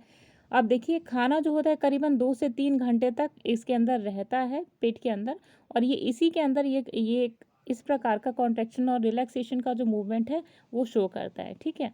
इसी के अंदर से जो है वो गैस्ट्रिक जूसेस जो है वो रिलीज होते हैं, और गैस्ट्रिक ग्लैंड जो होते हैं वो स्टमक के इंटरनली प्लेस्ड होते हैं, ठीक है, जिसे जठर ग्रंथि या फिर गैस्ट्रिक ग्लैंड कहा जाता है, ठीक। अगला देखिए, अब देखिए हमारा स्टमक यानी कि जो हमारा अग्नाशय है, इसी के अंदर HCl यानी कि हाइड्रोक्लोरिक जो एसिड है वो रिलीज होती है। और इसके साथ ही जो हमारा जठर है, जो हमारा अग्नाशय है, अग्नाशय मतलब स्टमक, यहाँ पे 2 एंजाइम रिलीज होते हैं। पहला है पेप्सिन और दूसरा है रेनिन। पेप्सिन जो होता है ये प्रोटीन की एब्जॉर्प्शन के लिए रिस्पॉन्सिबल होता है, जबकि रेनिन जो होता है वो मिल्क के एब्जॉर्प्शन के लिए, मिल्क के डाइजेशन के लिए रिस्पॉन्सिबल माना जाता है, ठीक है। दोनों एंजाइम्स को नोट कर लीजिएगा, आपके TGT के एग्जाम में 100% चांसेस है कि इन दोनों में से कोई एक एंजाइम के नाम में पूछे, ठीक है। दूसरी चीज़ कि इंपॉर्टेंट कॉन्सेप्ट आपकी कई बार एग्जामिनेशंस में, रेलवे के एग्जामिनेशन में पूछा जा चुका है कि जो हम डकार लेते हैं ना, तो आती क्यों है। तो इसका रीज़न देखिए क्या होता है कि जब हमारे पेट में जो भोजन नलिका है, ठीक है, जो ईसोफेगस है, उसके बीच में एक पाइलोरिक कपाट होता है, ठीक है। तो ये पाइलोरिक, जब हम खाना खाते हैं ना, तो पेट में जो है वो पाइलोरिक कपाट में एक जो गैस की मात्रा है वो ज़्यादा आ जाती है, और इससे हमें एक डकार जो है वो आती है। जैसे मान लीजिए आपका ये पेट है, ठीक है, तो हम ऐसे खाना खा रहे हैं तो इसके साथ में कुछ एयर पार्टिकल्स भी आ जाते हैं, और जैसे ही, क्योंकि एयर हल्की होती है तो ऊपर सेटल होना स्टार्ट कर देती है। जैसे हम खाना खाते हैं तो एयर है जो वापस हमारे माउथ से बाहर चली जाती है, और इसीलिए जो है वो डकार आती है हमें, ठीक है। दूसरा देखिए, हाइड्रोक्लोरिक एसिड की बात करें तो हाइड्रोक्लोरिक एसिड का फंक्शन क्या होता है, इसमें हमें बात करनी है। सबसे पहली चीज़ कि जो भी माइक्रो ऑर्गेनिज्म हमारी बॉडी के लिए हार्मफुल होते हैं, इन सब को किल करने का काम है HCl करती है। दूसरी चीज़, आम्लता यानी कि फूड की एसिडिटी बढ़ा देती है ताकि फूड जल्दी से डाइजेस्ट हो जाए। तीसरी चीज़ कि पेप्सिन जो एंजाइम होता है, रेनिन एंजाइम होता है, इनको एक्टिवेट करने का काम जो है वो HCl करती है। अच्छा, कभी कभी क्या होता है ना कि जब आप कोई बहुत ज़्यादा एसिडिक फूड, जब बहुत ज़्यादा ऑयली फूड खा लेते हैं, तो आपकी बॉडी की जो एसिडिटी है, आपके पेट की जो एसिडिक मीडियम है, वो एक लेवल से ज़्यादा बढ़ जाता है। तब क्या होता है, तब भी डाइजेशन प्रॉपरली नहीं होता। अब सोचिए, गॉड ने हमारी बॉडी को कितना परफेक्ट बनाया है कि हर चीज़ एक प्रॉपर वे में होनी चाहिए, तो ही सारा सिस्टम काम करता है। तो जब आप ज़्यादा ऑयली या ज़्यादा मसालेदार चीज़ें खा लेते हैं ना, तो आपकी बॉडी में जो एसिडिक मीडियम होता है ना, वो ज़्यादा तरीके से बढ़ जाता है, और उसके बाद फिर जो डाइजेस्टिव एंजाइम्स है वो प्रॉपरली फंक्शन नहीं करते, और इसीलिए आपका डाइजेशन बिगड़ जाता है। तो आप कहते हैं ना कि डाइजेशन हुआ क्यों नहीं, तो आपका एसिडिक जो लेवल है, जो एसिडिक pH मान होता है आपके फूड मटेरियल का, ठीक है, ये जब इस लेवल से आपकी एसिडिटी जो pH मान है, जब वो कम हो जाता है और जो मीडियम है फूड का और ज़्यादा एसिडिक हो जाता है, तभी डाइजेशन का प्रोसेस जो है वो कंप्लीट नहीं होता, ठीक है। अब देखिए एंजाइम्स के बारे में बात करें तो पेप्सिन जो होता है वो प्रोटीन को पचाने का काम करता है। तो प्रोटीन से लेके प्रोटीन डायरेक्टली पेप्टाइड्स में कन्वर्ट कर देता है in with the help of pepsin enzyme. ठीक है, रेनिन देखिए तो रेनिन क्या करता है, मिल्क को यानी कि दूध को पचाने का काम करता है। तो मिल्क डायरेक्टली केसिन में कन्वर्ट हो जाता है with the help of rennin enzyme. ठीक है, तो इंपॉर्टेंट कॉन्सेप्ट था आप सभी के लिए। अब देखिए पेट के अंदर पेट के अंदर जब भोजन जाता है तो इसे काइम या चाइम के नाम से जाना जाता है, ऐसे। ठीक है, चाइम। और स्टमक का जो पीएच मान होता है जब हम खाना खा लेते हैं तब उसका जो पीएच वैल्यू होता है वो 1 से लेके 1.5 के बीच में होता है। सोचिए, हाईली एसिडिक, इतना एसिडिक कि जो अगर हमारी बॉडी में इतना बाहर की सरफेस में अगर इतना एसिड गिर जाए तो हमारी बॉडी जो है ना, स्किन है, वो गलना स्टार्ट हो जाएगी। अब सोचिए, जब हमारी बॉडी के अंदर इतना एसिडिक मीडियम होता है तो हमारा जो स्टमक है वो जलता क्यों नहीं और वो क्यों नहीं खराब होता? इसलिए क्योंकि हमारी जो स्टमक है, जो हमारा अग्नाशय है, इसके अंदर की वॉल की तरफ जो है वो म्यूकस सिक्रीट होता रहता है लगातार। और यही म्यूकस जो है हमारे स्टमक की इंटरनल लेयर को प्रोटेक्ट करता है फ्रॉम HCl एसिड। ठीक है, आप देखिए जो छोटे बच्चे होते हैं ना उनमें बहुत ज़्यादा मात्रा में रेनिन पाया जाता है, क्योंकि बच्चे बहुत ज़्यादा दूध पीते हैं और इसलिए रेनिन जो है उनके मिल्क को डाइजेस्ट करने में हेल्प करता है। ठीक है, एक चीज़ और कि जब खाना आपके पेट में चला जाता है अग्नाशय में तो काइम कहलाता है, चाइम कहलाता है। जबकि मुंह में अगर खाना होता है तो बोलस कहलाता है। ठीक है, तो ये भी चीज़ आपको ध्यान रखनी है। अगला है देखिए छोटी आंत के बारे में, यानी कि स्मॉल इंटेस्टाइन की बात करी जाए तो इसकी लंबाई है 6 से 6.5 मीटर के करीब में। छोटी आंत जो है उसके 3 पार्ट्स माने जाते हैं, ड्यूडेनम, जेजुनम और इलियम। ठीक है, 3 पार्ट्स। दूसरी चीज़ की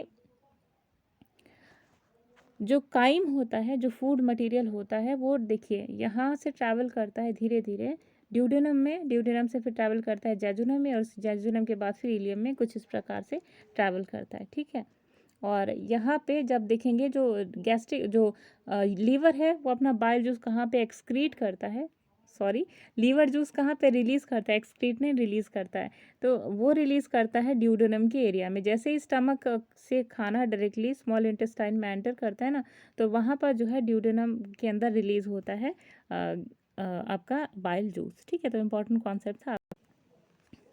एक चीज़ और देख लीजिएगा कि हमारी बॉडी में जो इंटेस्टाइन होती है, स्मॉल इंटेस्टाइन, ये 3 पार्ट्स में डिवाइडेड होती है, अभी हमने बात की। इनमें जो सबसे बड़ा पार्ट होता है उसे इलियम कहा जाता है। ये आपके TGT के एग्जामिनेशंस में और आपके NTPC के रेलवे के एग्जामिनेशन में पूछा जा चुका है। और सबसे छोटा जो होता है वो होता है जेजुनम। ये क्वेश्चन पूछने का औचित्य क्या है कि इन चीज़ों पे बेसिकली बच्चे ध्यान नहीं देते और जब एग्जामिनेशन में आते हैं तब आप सोचने लगते हैं कि सबसे बड़ा पार्ट कौन सा है। ठीक है, मैक्सिमम बच्चों को ये चीज़ें नहीं पता है। अगर आप खुद यहाँ पे रख के देखें खुद को, तो मुझे लगता है 60% of students are aware about these things, लेकिन 40% अभी तक नहीं जानते कि स्मॉल इंटेस्टाइन में जो सबसे बड़ा पार्ट होता है वो कौन सा होता है, सबसे छोटा कौन सा होता है। ठीक है, चलिए स्मॉल इंटेस्टाइन की बात कर रहे हैं हम, तो लीवर और जो स्टमक होते हैं ये सभी कहाँ पे जुड़े होते हैं स्मॉल इंटेस्टाइन से। और स्मॉल इंटेस्टाइन के जेजुनम एरिया में जब जाता है फूड मटेरियल तो यहीं पे बाइल का जो है वो सिक्रीशन होता है। ठीक है, अब देखिए लीवर और स्टमक जो होते हैं अपना एंजाइम्स को जेजुनम के पास रिलीज़ करते हैं, ये तो हमने अभी बात की। चलिए अगला देखिए, अगला है देखिए ड्यूडेनम। ठीक है, तो ड्यूडेनम के बारे में तो अभी हमने डिस्कस किया। चलिए लीवर के बारे में बात करते हैं। तो लीवर के बारे में जो लीवर की स्टडी होती है इसे हिपैटोलॉजी के नाम से जाना जाता है। ठीक है, किस नाम से? हिपैटोलॉजी। तो ये भी एक आध नंबर का क्वेश्चन आपके एग्जामिनेशन में आ जाता है। ठीक है, लीवर की जो कोशिकाएं होती हैं उन्हें हेपाटिक सेल्स कहा जाता है और सबसे ज़्यादा रीजनरेशन की जो पावर होती है हमारे लीवर के अंदर होती है। आप इसको किस तरीके से देखेंगे तो मान लीजिए आपके लीवर का 2/3 पार्ट जो है वो बैडली डैमेज हो चुका है शराब पीने के कारण, गलत खान पान के कारण या फिर बैक्टीरियल इन्फेक्शन के कारण। तब भी जब हमारे लीवर का 2/3 हिस्सा भी अगर ख़राब हो चुका होता है, डैमेज हो चुका होता है, तो भी हमारा लीवर खुद को रीजनरेट कर लेता है। सोचिए कितनी ज़्यादा टेंडेंसी पाई जाती है पुनर्निर्माण की लीवर के अंदर। ठीक है, अब देखिए लीवर के अंदर से पित्त रस यानी कि बाइल जूस है उसका सिक्रीशन होता है। लेकिन जब ये ज़्यादा मात्रा में बन जाता है तो पित्त रस जो होता है वो कहाँ चला जाता है? पित्ताशय में, यानी कि गॉल ब्लैडर में। ठीक है, पित्त रस का जो कलर है वो हरे रंग का होता है और इसका रंग जो होता है बिलीवर्डिन के कारण पीला सा हल्का हो सॉरी, इसका जो हरा रंग देखते हैं आप, ये हरा रंग होता है बिलीवर्डिन के कारण। ठीक है, पित्त रस का पीएच मान कितना होता है, तो 7.5 से लेकर के 8.5 के बीच में ये देखा जाता है। ठीक है, अब देखिए पायसीकरण यानी कि इमल्सिफिकेशन की बात करी जाए तो फैट की जो बड़ी बड़ी बूंदें होती हैं ना, फैट की बड़ी बड़ी बूंदों को छोटी छोटी बूंदों में कन्वर्ट करने का जो काम होता है ना, वो इमल्सिफिकेशन कहलाता है। मान लीजिए आपने बहुत ज़्यादा स्पाइसी फूड खाया जिनमें पनीर आ गया, आपकी पूरी हो गई, तो आपने बहुत ज़्यादा उसमें ऑयल कंटेंट खा लिया।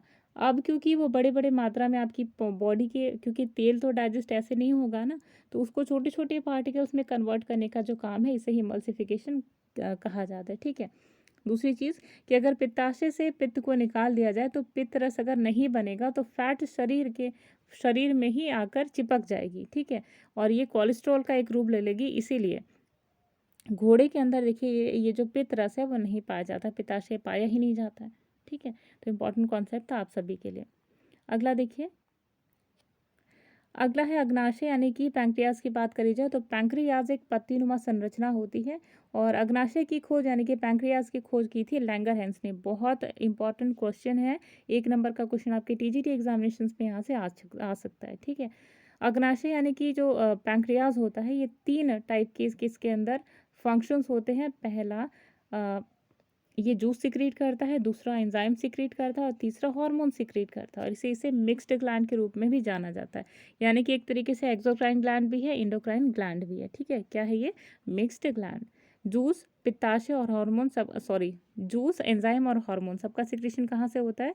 इसके अंदर से, पैंक्रियाज के अंदर से। ठीक, यहाँ पे 3 टाइप की जो सेल्स हैं वो पाई जाती हैं। सबसे पहला है आपका अल्फा सेल, दूसरा है बीटा और तीसरा है गामा सेल्स। ठीक है, और एक पीपी सेल्स करके भी इसे जाना जाता है, जिसे एफ सेल भी कहा जाता है। ठीक है, तो ये सारी सेल्स क्या करती हैं? एंजाइम और जूस का सिक्रीशन करती हैं। ठीक, एक चीज़ आपको ध्यान रखना है कि यहाँ अल्फा बीटा गामा सेल्स जो होती हैं ये हार्मोन का सिक्रीशन करती हैं, जबकि ये पीपी सेल जो होती है वो एंजाइम का सिक्रीशन करती है। पीपी सेल या फिर एफ सेल के नाम से भी इसे जाना जाता है। ठीक है, तो इंपॉर्टेंट कॉन्सेप्ट था। अब देखिए एफ सेल या पीपी सेल के बारे में थोड़ी सी बात कर ली जाए तो ये अग्नाशय के अंदर रस जो होता है यानी कि पैंक्रियाटिक जूस होता है उसका सिक्रीशन करती है। अग्नाशय के जूस का सॉरी पित्ताशय जो अग्नाशय होता है यानी कि पैंक्रियाज होता है, उनका उसके जूस का जो पीएच वैल्यू होता है वो करीबन होता है 8.3 से लेकर के 8.7 के बीच में। ठीक है, इसमें एंजाइम्स जो एफ सेल्स हैं वो एंजाइम्स की प्रोडक्शन के लिए रिस्पॉन्सिबल होती हैं। 3 टाइप के एंजाइम्स यहाँ से रिलीज होते हैं। पहला होता है ट्रिप्सिन, दूसरा होता है लाइपेज और तीसरा होता है एमाइलेज। ठीक है, एमाइलेज का काम क्या होता है? तो कार्बोहाइड्रेट को छोटे छोटे पार्ट ग्लूकोज में, फिर ग्लूकोज से ग्लाइकोज में कन्वर्ट करने का काम करता है एमाइलेज। ठीक है, तो इम्पॉर्टेंट फंक्शन था एमाइलेज का। जबकि लाइपेज का फंक्शन होता है फैट को छोटे छोटे फैट पार्टिकल्स में कन्वर्ट करके ग्लिसरॉल में कन्वर्ट करने का काम होता है लाइपेज का।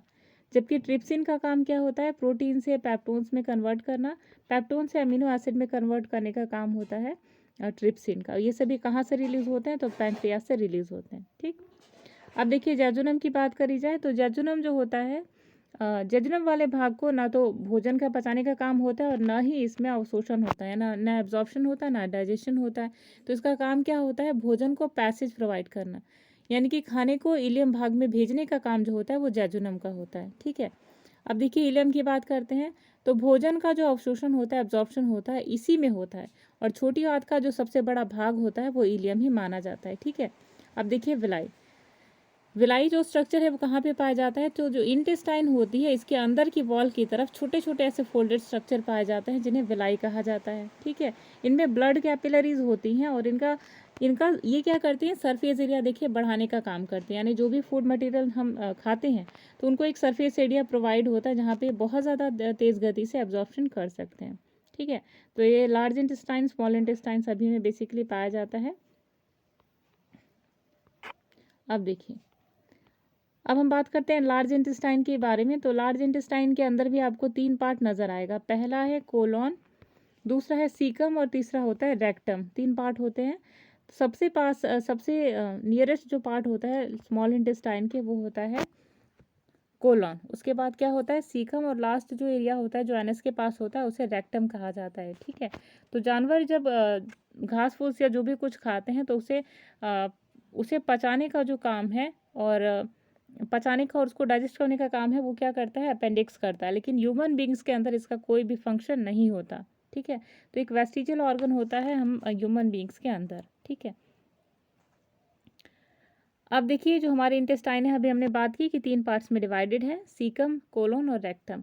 तो बड़ी आंत के बारे में जो इंपॉर्टेंट फैक्ट है वो नोट कर लीजिए, और यहाँ से भी आपके क्वेश्चन आपकी टीजीटी के एग्जाम्स में आ सकते हैं। जैसे कि बड़ी आंत का सबसे बड़ा भाग जो होता है वो कोलोन होता है, सबसे छोटा भाग को रेक्टम कहा जाता है, और अपेंडिक्स हाथी के शरीर में पाया जाता है, और मानव शरीर में इसका कोई भी काम नहीं होता, इसलिए वेस्टिजियल ऑर्गन के नाम से जाना जाता है। अपेंडिक्स जो होता है एनिमल में डाइजेशन का काम करता है, मतलब जानवर जो घास फूस वगैरह खाते हैं तो उनको जो पचाने का काम है वो कौन करता है, अपेंडिक्स करता है, ठीक है। अब देखिए कोलोन की बात करते हैं, तो कोलोन जो होता है ये लार्ज इंटेस्टाइन का एक पार्ट होता है। यहाँ पे बैक्टीरिया ई कोलाई पाया जाता है। अभी हमने आपसे शुरू में ही कहा था कि ई कोलाई के फंक्शन के बारे में आप बात कीजिएगा, तो चलिए यहाँ पे देख लीजिए सभी। तो जीवाणु जो होता है यानी कि जो बैक्टीरिया होता है ई कोलाई, ये यहाँ पे पाया जाता है। और ई कोलाई का फंक्शन क्या होता है, विटामिन की और विटामिन B12 जो है वो यहीं से रिलीज होते हैं, ठीक है।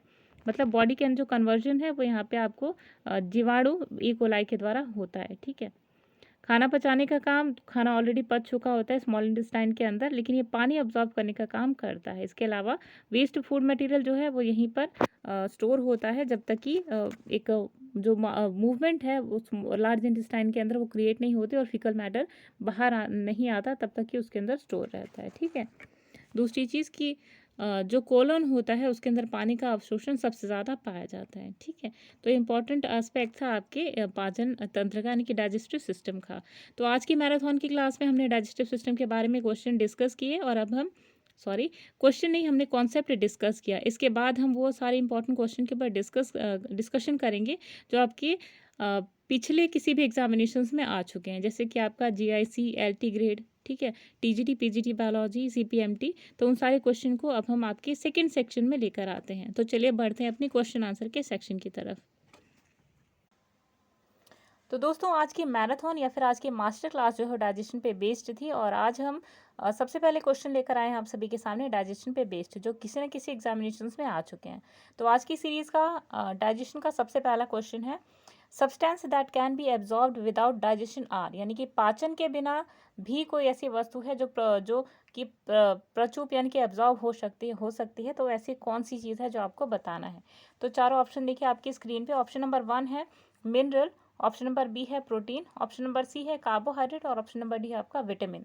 तो क्वेश्चन के अकॉर्डिंग जो आपका करेक्ट आंसर है that is option number D यानी कि विटामिन। तो विटामिन एक सिंपल कार्बनिक कंपाउंड होता है जो कि शरीर में बहुत थोड़ी सी मात्रा में इसकी ज़रूरत होती है, सभी जानते हैं, ठीक है। विटामिन क्या होता है, सेल्फ डाइजेस्टिव होती है, और इन्हें एक कैटलिस्ट की तरह भी काम करती है और एंजाइम्स की तरह भी काम करती है, ठीक है। तो इस प्रकार के जो मेटाबॉलिक एक्टिविटीज़ होती हैं उनमें जो विटामिन्स होते हैं इंपॉर्टेंट रोल प्ले करते हैं, और इसीलिए ये कभी भी डाइजेस्ट नहीं होते, बॉडी के द्वारा एब्जॉर्ब कर लिए जाते हैं डायरेक्टली, ठीक है। बहुत इंपॉर्टेंट क्वेश्चन है आपके डेली जो आपका आपका DSSB का जो एग्जामिनेशन है PGT बायोलॉजी का, उसमें क्वेश्चन आ चुका है। बहुत ही रेयर क्वेश्चन है और आपको किसी भी एग्जामिनेशन में देखने को नहीं मिलेगा, और DSS भी आपके इसी टाइप के क्वेश्चन पुटअप करती है ताकि बच्चे जो हैं वो कंफ्यूज हो जाएं। पढ़ते तो सभी को ही हैं कि क्या क्या एब्जॉर्ब होता है डाइजेस्टिव सिस्टम के बारे में, लेकिन इस टाइप का क्वेश्चन शायद ही आपने कभी देखा होगा। चलिए अगला प्रश्न देखें। काफ़ी छोटा सा आपको यहाँ पे नज़र आएगा, पर प्लीज़ कोऑपरेट कीजिएगा गाइस, ठीक है। हम यहाँ पे क्वेश्चन पढ़ रहे हैं, देखिए।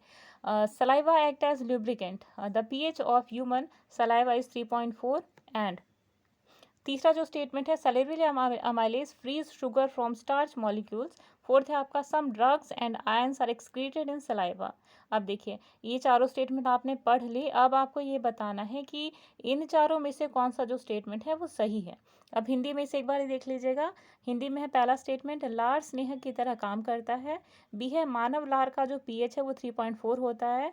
लारी अमाइलेज स्टार्च अणुओं को शर्करा मुक्त करता है। और चौथा है, कुछ औषधियाँ तथा आयन लार में उत्सर्जन करते हैं। तो यहाँ पर आपको चारों दिखेंगे।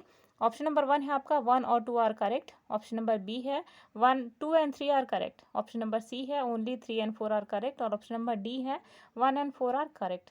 तो क्वेश्चन के अकॉर्डिंग जो आपका करेक्ट आंसर निकल कर आता है that is option number D, यानी कि 1 and 4 are correct answers here. अब देखिए, लार जो है वो एक प्रकार का स्नेहक होता है जिसका पीएच वैल्यू होता है 6.5 टू 6.8, ठीक है।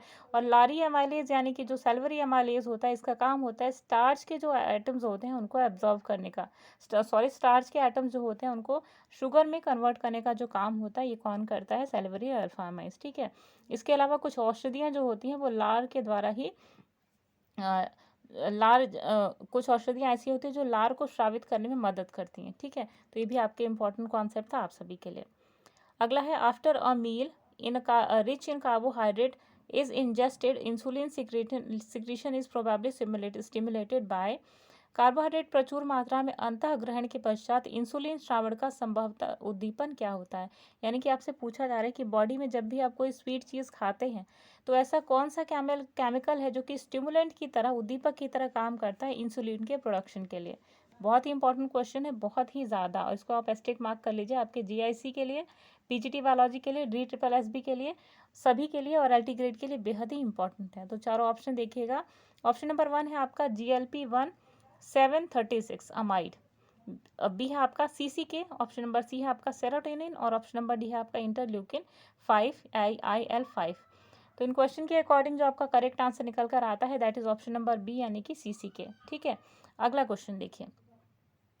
अगला क्वेश्चन है आपका vitamin A is a precursor for the synthesis of, यानी कि विटामिन ए किसके संश्लेषण का पूरागामी है, ठीक है। तो चारों ऑप्शन देखिएगा।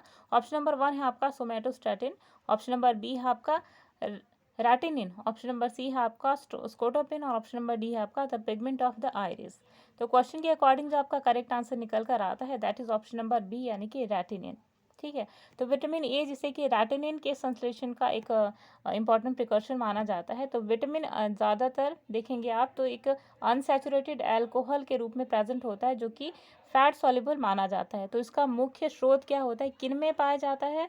तो इसका मुख्य स्रोत होता है मिल्क, बटर, अंडे, और जो लीवर होता है मछलियों का उसमें ज़्यादातर जो कॉड लिवर ऑयल होता है उन सभी के अंदर विटामिन ए जो है वो प्रचुर मात्रा में पाया जाता है। अगला क्वेश्चन देखिएगा। तो अगला क्वेश्चन है आपका बाइल इज प्रोड्यूस्ड बाय, यानी कि जो पित्त है वो किसके द्वारा बनाया जाता है? इसे भी एस्टेरिक मार्क कर लीजिएगा, ये आपके टीजीटी के एग्जामिनेशन में ऑलरेडी आ चुका है, ठीक है। तो बाइल है वो किसके द्वारा बनाया जाता है? तो चारों ऑप्शन अपनी स्क्रीन पे देखिएगा। ऑप्शन नंबर 1 है आपका लीवर, ऑप्शन नंबर बी है आपका gall bladder, option number C है आपका पैंक्रियास, और ऑप्शन नंबर डी है आपका इंटेस्टाइन। तो यहाँ पे जो आपका करेक्ट आंसर निकल कर आता है that is option number A यानी कि लीवर। तो लीवर के द्वारा जो बाइल है उसका सिक्रीशन होता है, ठीक। छोटी आंत के अंदर लिपिड के पाचन में जो महत्वपूर्ण भूमिका निभाता है वो होता है वो होता है आपका पित्त यानी कि बाइल, ठीक है। बाइल का कलर कैसा होता है? डार्क ग्रीन कलर होता है, किसके कारण? तो बिलीवर्डिन के कारण, ठीक है। अगला क्वेश्चन है देखिए, vitamin A is necessary for the synthesis of what, यानी कि विटामिन ए जो होता है किसके संश्लेषण के लिए आवश्यक है? तो चारों ऑप्शन देखिएगा। ऑप्शन नंबर 1 है आपका हीमोग्लोबिन, ऑप्शन नंबर बी है आपका DNA, ऑप्शन नंबर सी है आपका विजुअल पर्पल, और ऑप्शन नंबर डी है आपका RNA। तो क्वेश्चन के अकॉर्डिंग जो आपका करेक्ट आंसर है that is option number C यानी कि विजुअल पर्पल के लिए जो है वो यूज़ होता है विटामिन ए, ठीक है। एक चीज़ आपको ध्यान रखना है एक्स्ट्रा फैक्ट के रूप में कि जो हमारा विजुअल सेंसेशन है ये किसके कारण होता है? रेटिना की रॉड सेल्स के और कोन सेल्स के कारण। यानी कि हम जो देख पाते हैं चीज़ें ना, डिम लाइट में भी जो देख पाते हैं, अलग अलग कलर्स देख पाते हैं, तो 2 टाइप की सेल्स जो होती हैं आंखों की इसके लिए रिस्पॉन्सिबल होती हैं। पहली होती है रोड्स और दूसरी होती है कोन्स, ठीक है। अब देखिए जो हमारी सेल्स होती हैं कोन सेल्स, ठीक है, ये क्या करती हैं? बाहर की तरफ इसके अंदर देखिए विजुअल पर्पल पाया जाता है जो कि चमकीले कलर का आपको नजर आएगा, ठीक। और इसका रासायनिक नाम क्या होता है? रोडोप्सिन। रोडोप्सिन वो केमिकल होता है, वो पदार्थ होता है, वो एक आपको फ्लूइड नजर आएगा जो कि इंपॉर्टेंट फैक्टर होता है विटामिन ए के द्वारा बना हुआ, ठीक है। तो विटामिन ए की कमी के कारण क्या होता है? रोडोप्सिन की जो सिंथेसिस है वो रुक जाती है और इसी के कारण जो होता है रतौंधी यानी जो नाइट ब्लाइंडनेस है वो नजर आती है, ठीक है। अगला क्वेश्चन देखिए। अगला क्वेश्चन है which of the following has been proved a good tool for de addiction, यानी कि इनमें से कौन सा व्यसन मुक्ति के लिए उत्तम साधन साबित हुआ है ये आपको बताना है, ठीक है। तो चारों ऑप्शन देखिएगा। ऑप्शन नंबर 1 है आपका विटामिन के, ऑप्शन नंबर बी है आपका टेराटोजन, ऑप्शन नंबर सी है आपका विटामिन सी, और ऑप्शन नंबर डी है आपका नन ऑफ दीज। तो क्वेश्चन के अकॉर्डिंग जो आपका करेक्ट आंसर निकल कर आता है that is option number C यानी कि विटामिन सी, ठीक है। विटामिन सी क्या करता है? तो एक्स्ट्रा फैक्ट के रूप में याद रख लीजिए कि विटामिन सी का नाम जो होता है अदर नेम वो होता है एस्कॉर्बिक एसिड, ठीक है। ये वाटर सॉल्युबल विटामिन होता है और मानव शरीर में इसकी कमी के कारण जो स्कर्वी रोग है वो होता है, ठीक है। बेसिकली ये खट्टी चीज़ों में ज़्यादा पाए जाते हैं और इसका मेन फंक्शन जो होता है हमारी बॉडी के अंदर बाउंड हीलिंग, यानी जो हमारी बॉडी में कट फट जाते हैं कहीं पे, तो उसे सही करने का काम विटामिन सी करता है। अगला देखिए, ऑक्सिंटिक सेल्स जो होती हैं वो किसके श्रावण के लिए रिस्पॉन्सिबल होती हैं, यानी कि ऑक्सिंटिक सेल्स सिक्रीट व्हाट। चारों ऑप्शन देखिएगा। ऑप्शन नंबर 1 है आपका intestinal juice in ileum, option number B है bile juice in duodenum, option number C है आपका HCl इन स्टमक और ऑप्शन नंबर डी है इंसुलिन इन ड्यूडेनम। तो क्वेश्चन के अकॉर्डिंग जो आपका करेक्ट आंसर निकल कर आता है that is option number C, यानी कि HCl के सिक्रीशन के लिए, हाइड्रोक्लोरिक एसिड के रिलीज के लिए रिस्पॉन्सिबल होती हैं ऑक्सिंटिंग सेल्स। बहुत इंपॉर्टेंट है, आपके PGT बायोलॉजी में ऑलरेडी ये आ चुका है, तो इसे भी आपको एस्टेरिक मार्क करना है, ठीक है। एक्स्ट्रा फैक्ट के रूप में याद रख लीजिएगा कि स्टमक यानी कि जो हमारा अग्नाशय है इसमें 3 प्रकार की सेल्स पाई जाती हैं, 3 प्रकार की कोशिकाएं पाई जाती हैं। पहला क्या होता है, पहला होता है म्यूकस नेक सेल, दूसरा होता है आपका जाइमोजन पेप्टिक सेल या चीफ सेल्स के नाम से भी इसे जाना जाता है। दूसरा हमने क्या बोला, जाइमोजन पेप्टिक या फिर चीफ सेल। तीसरा होता है ऑक्सिंटिंग सेल जिसे आप पेरिटल सेल से के नाम से भी जानते हैं, ठीक है। म्यूकस सेल्स पहली जो होती है म्यूकस सेल्स, ये श्लेष्मा या फिर म्यूकस का सिक्रीशन करती हैं। दूसरा जाइमोजन सेल होती हैं, तो ये प्रोरैनिन का सिक्रीशन करती हैं। तीसरा होते हैं ऑक्सिंटिंग सेल्स, तो ये एक इंट्रिंसिक फैक्टर जो होता है उसका रिलीज करती है, जो कि विटामिन B12 के अब्जॉर्प्शन के लिए रिस्पॉन्सिबल होता है। इसके साथ ही हीमोग्लोबिन के सिंथेसिस के लिए भी एक इम्पॉर्टेंट फैक्टर होता है और HCl का जो श्रवण होता है यानी कि जो सिक्रीशन होता है वो इन्हीं से होता है, ठीक है। तो इम्पॉर्टेंट कॉन्सेप्ट था आप सभी के लिए। अगला क्वेश्चन है salient feature of bile juice is, यानी कि पित्त रस की जो विशेषता है वो क्या होती है आपको बताना है। तो ऑप्शन नंबर 1 है आपका इट इज़ विदाउट एंजाइम, यानी कि इनमें एंजाइम नहीं पाया जाता। बी है इट हैज़ ट्रिप्सिन, यानी कि इनमें ट्रिप्सिन पाया जाता है।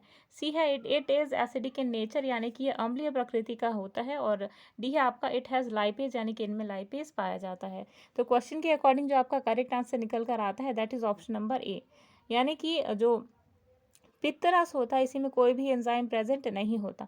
पित्तरस का श्रवण कहाँ से होता है, तो इसका रिलीज होता है लिवर से, ठीक है, लेकिन स्टोर होता है गॉल ब्लैडर के अंदर, ठीक है। इसका कलर कैसा होता है, गहरा हरे और भूरे रंग का नजर आता है, जो कि बेसिक होता है, हाईली बेसिक, ठीक है। इसमें पित्त लवण यानी कि बाइल सॉल्ट, बाइल कलर जिसमें कोलेस्ट्रॉल, ग्लाइकोकोलेट और टोकोकोलेट जो होता है ये सभी आ जाता है। और इसका प्रमुख रंग जो होता है ये आपको भूरा हरा रंग नज़र आ रहा है, बिलीवर्डिन के कारण और बिलीरुबिन के कारण नज़र आता है, ठीक है।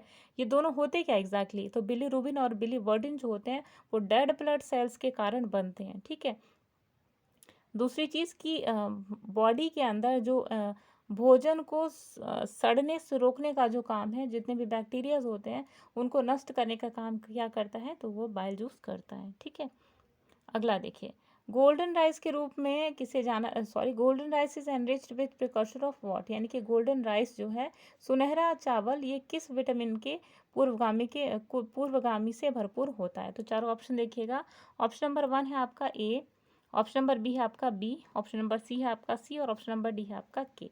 तो क्वेश्चन के अकॉर्डिंग जो आपका करेक्ट आंसर बनता है that is option number A, यानी कि गोल्डन राइस जो है एक प्रकार का राइस होता है जिसमें जेनेटिक इंजीनियरिंग के द्वारा इसे बीटा कैरोटीन के द्वारा प्राप्त किया गया है। और ये बीटा कैरोटीन विटामिन ए का पूर्वगामी होता है, प्रिकॉर्शन होता है, ठीक है। दूसरी चीज़ कि गोल्डन राइस को 1982 में जो है वो रॉक फैलर फाउंडेशन द्वारा बनाया गया था और गोल्डन राइस को जो है वो बीटा कैरोटीन बायोसिंथेटिक जीन के साथ में चावल को बदलने के इसका मतलब बीटा कैरोटीन जो होता है इसके बाद सिंथेसिस के कारण ही जो है इसका कलर जो है वो बदल पाया, ठीक है। तो इम्पॉर्टेंट कॉन्सेप्ट था आप सभी के लिए। अगला प्रश्न देखिए, which cell of islets of Langerhans secrete hormone gastrin, यानी कि लैंगरहैंस द्वीप की कौन सी कोशिकाएं गैस्ट्रिन हार्मोन का श्रवण करती हैं, तो ये आपको बताना है। तो चारों ऑप्शन देखिएगा। ऑप्शन नंबर 1 है आपका alpha cells, option number B है आपका beta cells, option number C है आपका डेल्टा सेल्स और ऑप्शन नंबर डी है आपका गॉबलेट सेल्स। तो क्वेश्चन के अकॉर्डिंग जो आपका करेक्ट आंसर निकल कर आता है that is your option number. देखिए आपसे पूछा जा रहा है कि लैंगरहैंस जो होती हैं ये जो लैंगरहैंस होती है किस कौन से हार्मोन को रिलीज करती हैं, ठीक है। तो देखिए आंसर यहाँ पे, तो गैस्ट्रिक हार्मोन का श्रवण लैंगरहैंस द्वीप से नहीं बल्कि अमाशय के गैस्ट्रोइंटेस्टिनल म्यूकोसा से रिलीज होता है, यानी कि आंतरीय श्लेष्मिका से। ठीक है। दूसरी चीज़ की जो आमाशय में जठर ग्रंथियां होती हैं उनसे पेप्सिन के श्रवण का काम जो होता है ये करता है। अब देखिए जो सेल्स होती है ना गुच्छे के रूप में अगर आप देखेंगे तो फ्लावर की तरह कुछ इस टाइप से नजर आएंगी पैंक्रियास के अंदर। ठीक है। तो यही आपकी कहलाते हैं इजलेट्स ऑफ लैंगरहैंस। और हर सेल जो होती है अलग अलग हार्मोन का सिक्रीशन करती है, यानी कि हार्मोन सोमैटोस्टैटिन, इसके साथ ही इंसुलिन जो होती है, ये सारे इंपॉर्टेंट हार्मोन जो है आपके पैंक्रियास से ही सिक्रीट होते हैं। ठीक है। तो इंपॉर्टेंट कॉन्सेप्ट था आप सभी के लिए। चलिए अगले अगले प्रश्न पे आते हैं। अगला प्रश्न है the pH of healthy human stomach and intestine are respectively, यानी कि मानव के स्वस्थ आमाशय और आंत के भीतर का जो पीएच होता है क्रमशः वो कितना होता है। तो ऑप्शन नंबर 1 देखिएगा। ऑप्शन नंबर 1 है 1.8 to 7.8 acidic and alkaline. Option number B है 7.8 and 1.8 alkaline and acidic. Option number C है आपका एसिडिक इन बोथ 1.8 और लास्ट है आपका एल्कलाइन इन बोथ यानी कि 7.8। तो क्वेश्चन के अकॉर्डिंग जो आपका करेक्ट आंसर बनता है that is option number A, यानी कि आमाशय के अंदर जो पीएच मान होता है वो होता है 1.8 और जो एसिडिक और जो अल्कलाइन आपको मीडियम दिखाई देगा वो आपको देगा आपके इंटेस्टाइन के अंदर। ठीक है। तो इंपॉर्टेंट कॉन्सेप्ट था आप सभी के लिए। ठीक है। अच्छा, एक चीज़ और आपको ध्यान रखनी है कि जो एसिडिक ये होता है मीडियम, ये किसके प्रेजेंस में होता है, HCl के प्रेजेंस में। ठीक है। अगला देखिए। अगला क्वेश्चन है which cell of gastric gland secrete hydrochloric acid, यानी कि जठर ग्रंथि की कौन सी कोशिकाएं हाइड्रोक्लोरिक अम्ल यानी कि HCl स्रावित करती हैं। तो चारों ऑप्शन देखिएगा। ऑप्शन नंबर 1 है आपका म्यूकस नेक सेल्स। ऑप्शन नंबर बी है आपका चीफ सेल्स यानी कि मुख्य कोशिकाएं। ऑप्शन नंबर सी है आपका ऑक्सेंटिक सेल्स और ऑप्शन नंबर डी है आपका सेलिवरी सेल्स। तो क्वेश्चन के अकॉर्डिंग जो आपका करेक्ट आंसर निकल कर आता है that is option number C, यानी कि ऑक्सेंटिक सेल्स के द्वारा HCl का सिक्रीशन होता है। ठीक है। एक चीज़ और एक्स्ट्रा फैक्ट के रूप में आपको ध्यान रखना है कि जठर ग्रंथि में मुख्यतः 3 प्रकार की जो कोशिकाएं हैं वो पाई जाती हैं, जिसमें सबसे पहला होता है म्यूकस नेक सेल, दूसरी होती है चीफ सेल्स, तीसरी होती है ऑक्सेंटिक सेल्स। तो ऑक्सेंटिक सेल्स जो होती हैं यहाँ पे इसी से सिक्रीशन होता है HCl का, जबकि चीफ सेल जो होती है वो प्रोएंजाइम पेप्सिनोजन जो होती है इसको सिक्रीट करती है। पहला है आपका देखिए म्यूकस सेल्स। तो म्यूकस सेल्स आपकी म्यूकस नेक सेल्स के द्वारा स्रावित होती हैं। ठीक है। तो इंपॉर्टेंट कॉन्सेप्ट था आप सभी के लिए। अगला प्रश्न देखिए the endocrine portion of pancreas secretes, यानी कि अग्नाशय का जो अंतःस्रावी भाग होता है वो क्या स्रावित करता है आपको बताना है। तो चारों ऑप्शन देखिए। ऑप्शन नंबर 1 है आपका insulin and pancreatic juice. Option number B है आपका glucagon on pancreatic juice. Option number C है आपका इंसुलिन एंड ग्लूकेगॉन और ऑप्शन नंबर डी है आपका इंसुलिन ग्लूकोगॉन और पैंक्रियाटिक जूस। तो क्वेश्चन के अकॉर्डिंग जो आपका करेक्ट आंसर निकल कर आता है that is option number C, यानी कि इंसुलिन और ग्लूकेगॉन जो है वो एंडोक्राइन पोर्शन जो होता है पैंक्रियास का, वहां से आपके 2 हार्मोन सिक्रीट होते हैं। ठीक है। अच्छा, एक्स्ट्रा फैक्ट के रूप में आपको ध्यान रखना है कि इंसुलिन जो होता है शुगर को कंट्रोल करने के लिए काम में आता है। और जो आपका सेकेंड जो आपका ग्लूकेगॉन, तो ये जब आपके बॉडी के अंदर ग्लूकोज की मात्रा जब बढ़ जाती है, ठीक है, तो उसके लिए ये वहाँ पे काम करता है। जैसे ग्लूकोज का लेवल जब कम, देखिए जब ज़्यादा हो जाता है तो वहाँ पे इंसुलिन काम करता है, जब कम हो जाता है तो कौन काम करता है, ग्लूकेगॉन। ठीक है। अल्फा सेल्स जो होती हैं वो आपके इंसुलिन को सिक्रीट करती हैं, जबकि ये जो बीटा सेल्स होती हैं, बीटा सेल्स का काम होता है आपकी ग्लूकेगॉन को सिक्रीट करना। ठीक है। और डेल्टा सेल जो है वो सोमैटोस्टैटिन को सिक्रीट करती है। ठीक। तो इंपॉर्टेंट कॉन्सेप्ट था आप सभी के लिए। अगला क्वेश्चन देखिए in which part of alimentary canal symbiotic microorganisms are found, यानी कि आहार नाल के किस भाग में सहजीवी सूक्ष्म जीव पाए जाते हैं आपको बताना है। तो ऑप्शन नंबर 1 है आपका कोलोन यानी कि बृहदंत। ऑप्शन नंबर बी है इलियम यानी कि क्षुद्रांत। ऑप्शन नंबर सी है आपका सीकम यानी कि अंधनाल और ऑप्शन नंबर डी है आपका रेक्टम। तो क्वेश्चन के अकॉर्डिंग जो आपका करेक्ट आंसर निकल कर आता है that is option number C, यानी कि सीकम जो होता है, ठीक है, आहार नाल के सीकम के अंदर सहजीवी सूक्ष्म जीव पाए जाते हैं। ठीक है। अच्छा, एक्स्ट्रा फैक्ट के रूप में याद रखिएगा कि सीकम का जो पार्ट होता है, सीकम जो है ये लार्ज इंटेस्टाइन का एक पार्ट होता है। कोलोन जो होता है ये भी लार्ज इंटेस्टाइन का पार्ट होता है। तो सीकम, कोलोन और रेक्टम ये सभी किसके पार्ट होते हैं, लार्ज इंटेस्टाइन के। ठीक है। जबकि इलियम होता है, सीकम जो होता है, ये सब किसके पार्ट होते हैं, आपके स्मॉल इंटेस्टाइन के। सीकम जो होता है वो छोटा सा पार्ट होता है यहाँ पे। ठीक है। और इसके अंदर कुछ सिम्बियोटिक माइक्रो ऑर्गेनिज्म रहते हैं, जिनमें पहला होता है बैक्टीरिया और दूसरा होता है प्रोटोजोन्स। ठीक है। अब सीकम जो होता है क्योंकि वेस्टिलियर ऑर्गन होता है ह्यूमन्स के अंदर, लेकिन वेल डेवलप्ड होता है इन हर्बीवोरस एनिमल्स के अंदर। जितने भी हर्बीवोर्स होते हैं ना उनके अंदर सीकम वेल डेवलप्ड कंडीशन में देखा जाता है। अगला question, scurvy disease is caused by deficiency of what, यानी कि जो स्कर्वी रोग है वो किस तत्व की कमी से उत्पन्न होता है। तो चारों ऑप्शन देखिएगा। ऑप्शन नंबर 1 है आपका vitamin A, option number B है vitamin B, option number C है विटामिन सी और ऑप्शन नंबर डी है आपका विटामिन के। तो क्वेश्चन के अकॉर्डिंग जो आपका करेक्ट आंसर निकल कर आता है दैट इज ऑप्शन नंबर सी।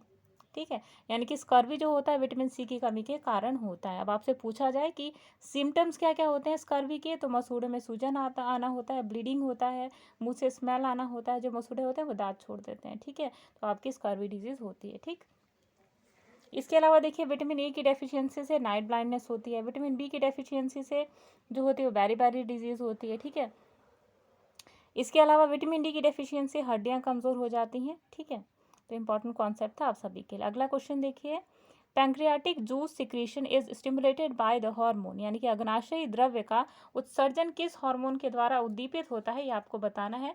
तो चारों ऑप्शन देखिएगा। ऑप्शन नंबर 1 है आपका सिक्रिटिन, ऑप्शन नंबर बी है आपका पैंक्रियोजाइमिन, ऑप्शन नंबर सी है आपका गैस्ट्रिन और ऑप्शन नंबर डी है आपका बोथ ए एंड बी।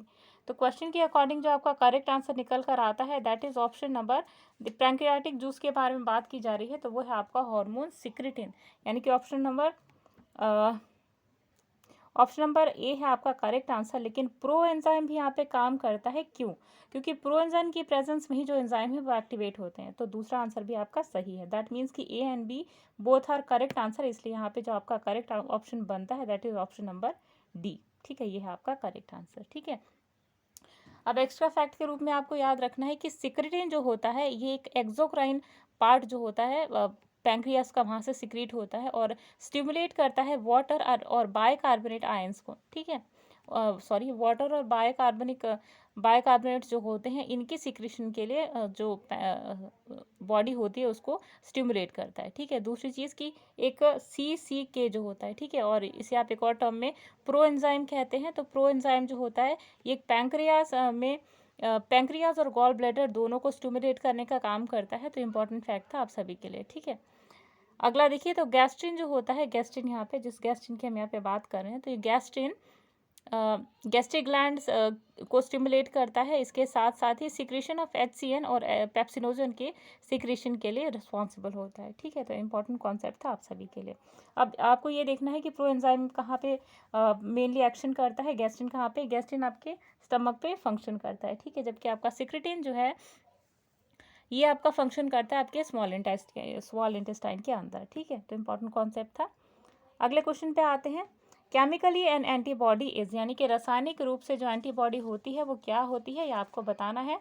तो देखिए, पहला ऑप्शन है आपका लिपिड, ऑप्शन नंबर बी है आपका प्रोटीन, ऑप्शन नंबर सी है आपका लिपोप्रोटीन और ऑप्शन नंबर डी है आपका न्यूक्लियोप्रोटीन। तो क्वेश्चन के अकॉर्डिंग जो आपका करेक्ट आंसर निकल कर आता है that is option number B, यानी कि एंटीबॉडीज आर बेसिकली प्रोटीन्स। ठीक है, एक्स्ट्रा फैक्ट के रूप में आपको याद रखना है कि रासायनिक रूप से जो एंटीबॉडीज होती हैं वो क्या होती हैं, प्रोटीन होती हैं, और ये 4 पॉलीपेप्टाइड की बनी हुई होती हैं, और जिसे 2H यानी कि हैवी, 2L यानी कि देखिए 2H यानी कि 2 हैवी प्लस 2 लाइट जो डाइसेक्राइड बॉन्ड होते हैं उससे जुड़ी हुई होती हैं। तो इंपॉर्टेंट कॉन्सेप्ट था आप सभी के लिए। ठीक है, अगला क्वेश्चन देखिए, अगला क्वेश्चन है which of these can not be obtain from its solution in fats, यानी कि इनमें से कौन सा विटामिन वसा के साथ साथ बनाए गए घोल से प्राप्त नहीं किया जा सकता। तो चारों ऑप्शन देखिएगा। ऑप्शन नंबर 1 है आपका vitamin A, option number C है आपका vitamin C, option number D है आपका विटामिन डी और ऑप्शन नंबर डी है आपका विटामिन ई। तो क्वेश्चन के अकॉर्डिंग जो आपका करेक्ट आंसर निकल कर आता है that is your option number B, यानी कि विटामिन सी जो होता है ये वाटर सॉल्युबल होता है, और इसके अलावा जो ए, डी और ई, के होते हैं ये सब क्या होते हैं, फैट सॉल्युबल। ठीक है, तो वाटर सॉल्युबल जो होता है वो सभी आपके होते हैं बी और सी। ठीक है, और ये मेनली रिस्पॉन्सिबल होते हैं किसके लिए, क्योंकि ये वाटर सॉल्युबल हैं, तो इन विटामिन्स को आप जब भी पानी के साथ में लेते हैं या इन विटामिन्स को से जुड़े हुए जो भी फ्रूट्स आप फूड मटेरियल लेते हैं, फूड सप्लीमेंट लेते हैं, तो ये पानी के साथ में बॉडी से ड्रेन ऑफ हो जाता है। तो इंपॉर्टेंट कॉन्सेप्ट था आप सभी के लिए। चलिए अगले प्रश्न पे आते हैं। तो अगला क्वेश्चन है विच ion is needed in absorption of food, यानी कि भोजन के अवशोषण में किस आयन की आवश्यकता होती है ये आपको बताना है।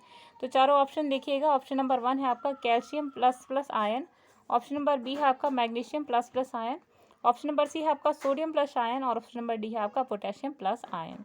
तो क्वेश्चन के अकॉर्डिंग यहाँ पे जो आपका करेक्ट आंसर बनता है that is option number C, यानी कि सोडियम प्लस आयन, यानी कि भोजन के एब्जॉर्प्शन के लिए, यानी कि फूड के एब्जॉर्प्शन के लिए जिस आयन की आवश्यकता होती है वो होता है सोडियम आयन। ठीक है, एक्स्ट्रा फैक्ट के रूप में याद रखिएगा कि खाद्य पदार्थों का आहार नाल में जो विभिन्न भागों में एब्जॉर्प्शन होता है, यानी कि जो हमारी एलिमेंट्री कैनाल होती है वहाँ पे जहाँ जहाँ पे फूड एब्जॉर्ब होता है वहाँ पर परिसंचरण, यानी कि जो जो सर्कुलेट करता है आपका जो ब्लड है सर्कुलेट करता है, सर्कुलेट करके by the process of simple diffusion वो सारे मटेरियल्स को जो आपकी न्यूट्रिएंट्स है उन्हें ऑब्जॉर्व करके और वहाँ पे पहुँचाता है जहाँ पे उनकी ज़रूरत है।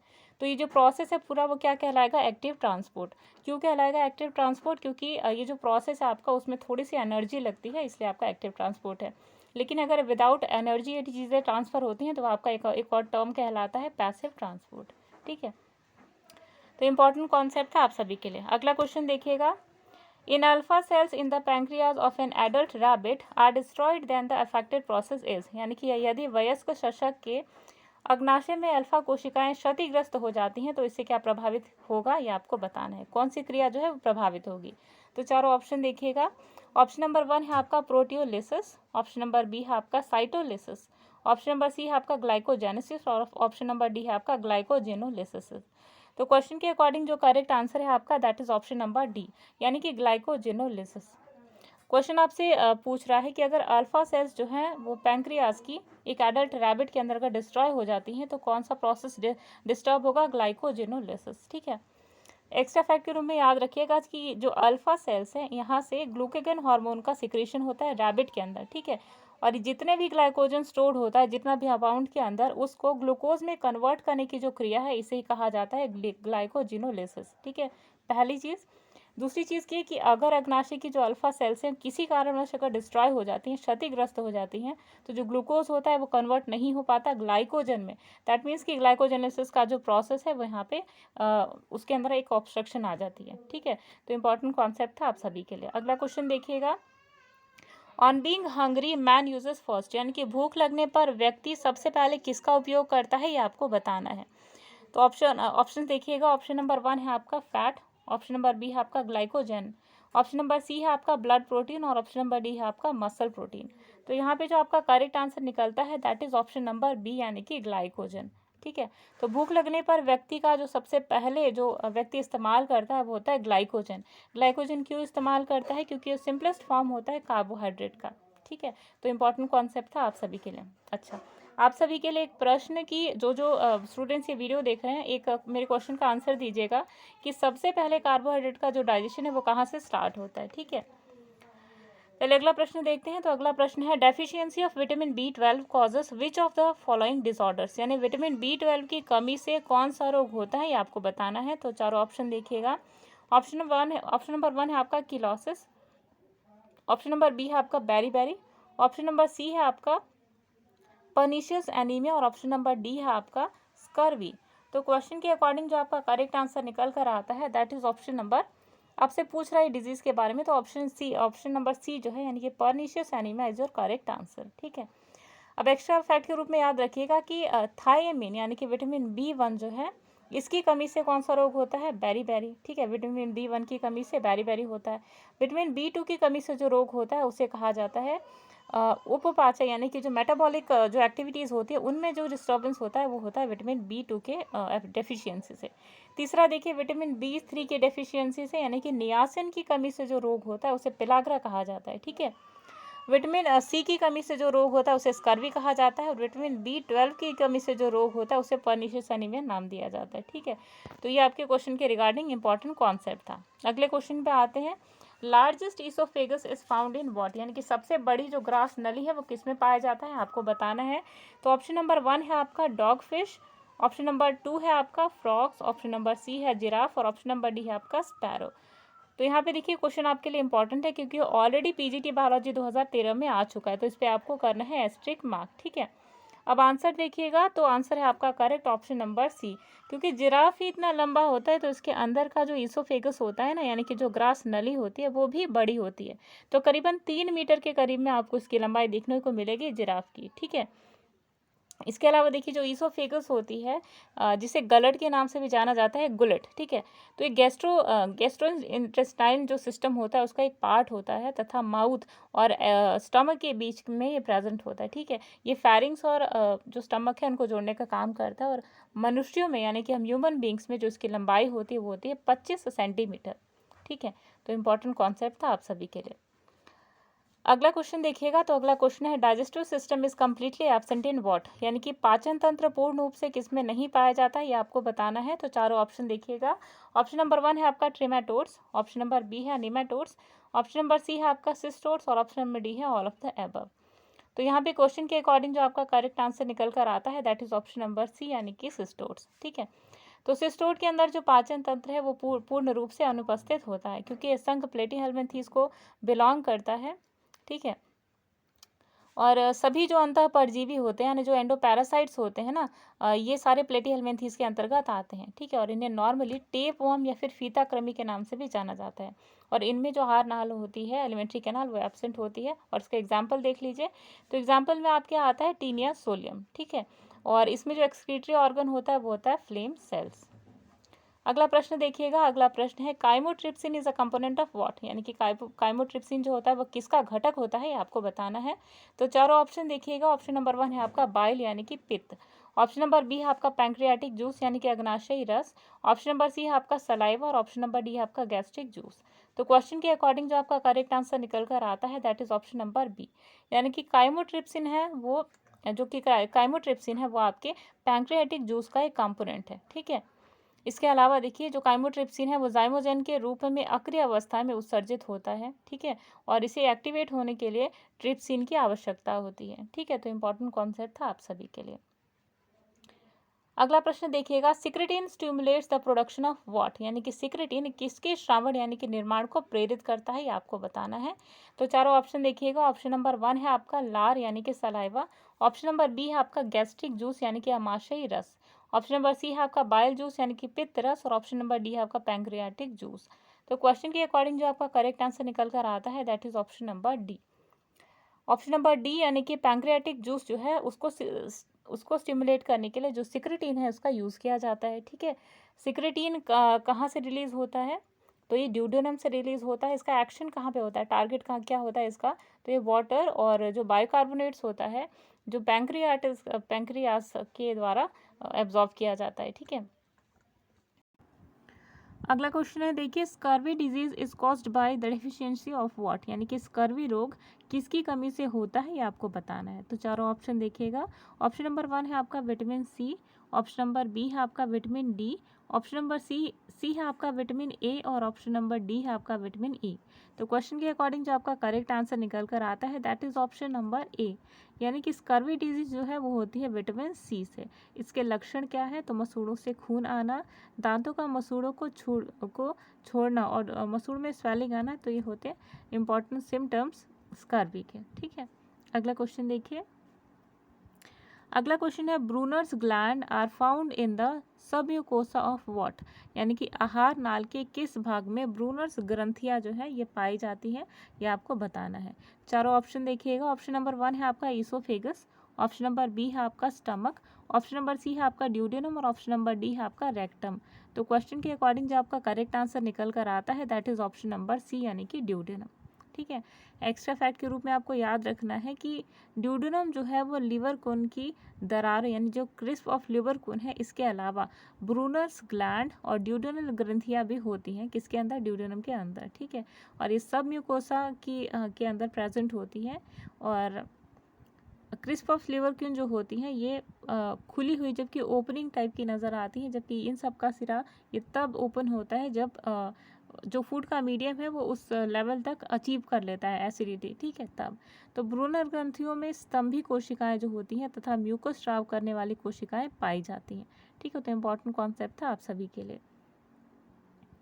अगला क्वेश्चन देखिए। Which is correct, Glisson's capsule are found in what, यानी कि ग्लिसन्स कैप्सूल कहाँ पे पाई जाती है, इसके रिगार्डिंग 4 ऑप्शन दिए हैं, आपको बताना है कि कौन सा इसमें सही है। तो ऑप्शन नंबर 1 है आपका liver of frog, option number B है आपका pancreas of frog, option number C है आपका लिवर ऑफ मैमल्स और ऑप्शन नंबर डी है आपका पैंक्रियाज ऑफ मैमल्स। तो क्वेश्चन के अकॉर्डिंग जो आपका करेक्ट आंसर निकल कर आता है that is option number C, यानी कि ग्लिसन्स कैप्सूल जो है वो मैमल्स के लीवर में पाया जाता है। ठीक है, अब एक्स्ट्रा फैक्ट के रूप में याद रखिएगा कि ग्लिसन्स कैप्सूल जो है वो मैमल्स के जिगर में पाया जाता है। ठीक है, जो जीआई ट्रैक होता है यानी कि गैस्ट्रो इंटेस्टिनल ट्रैक, इसी की तरह यकृत पर भी सेरस मेम्ब्रेन पाई जाती है और यही जो होती है ये विसरल पेरिटोनियम मेम्ब्रेन का जो है इसको कवर करके रखती है। ठीक है, अच्छा एक चीज़ और कि इसके बाहर यानी कि लीवर की बाहर जो है विसरल पेरिटोनियम जो है इंटरनल लेयर है, इसके जस्ट बाहर मेसोथीलियम जो लेयर है वो पाई जाती है और यहाँ पर लूज कनेक्टिव टिश्यू जो है ये पाए जाते हैं। ठीक है, तो एक इम्पॉर्टेंट कॉन्सेप्ट था आप सभी के लिए।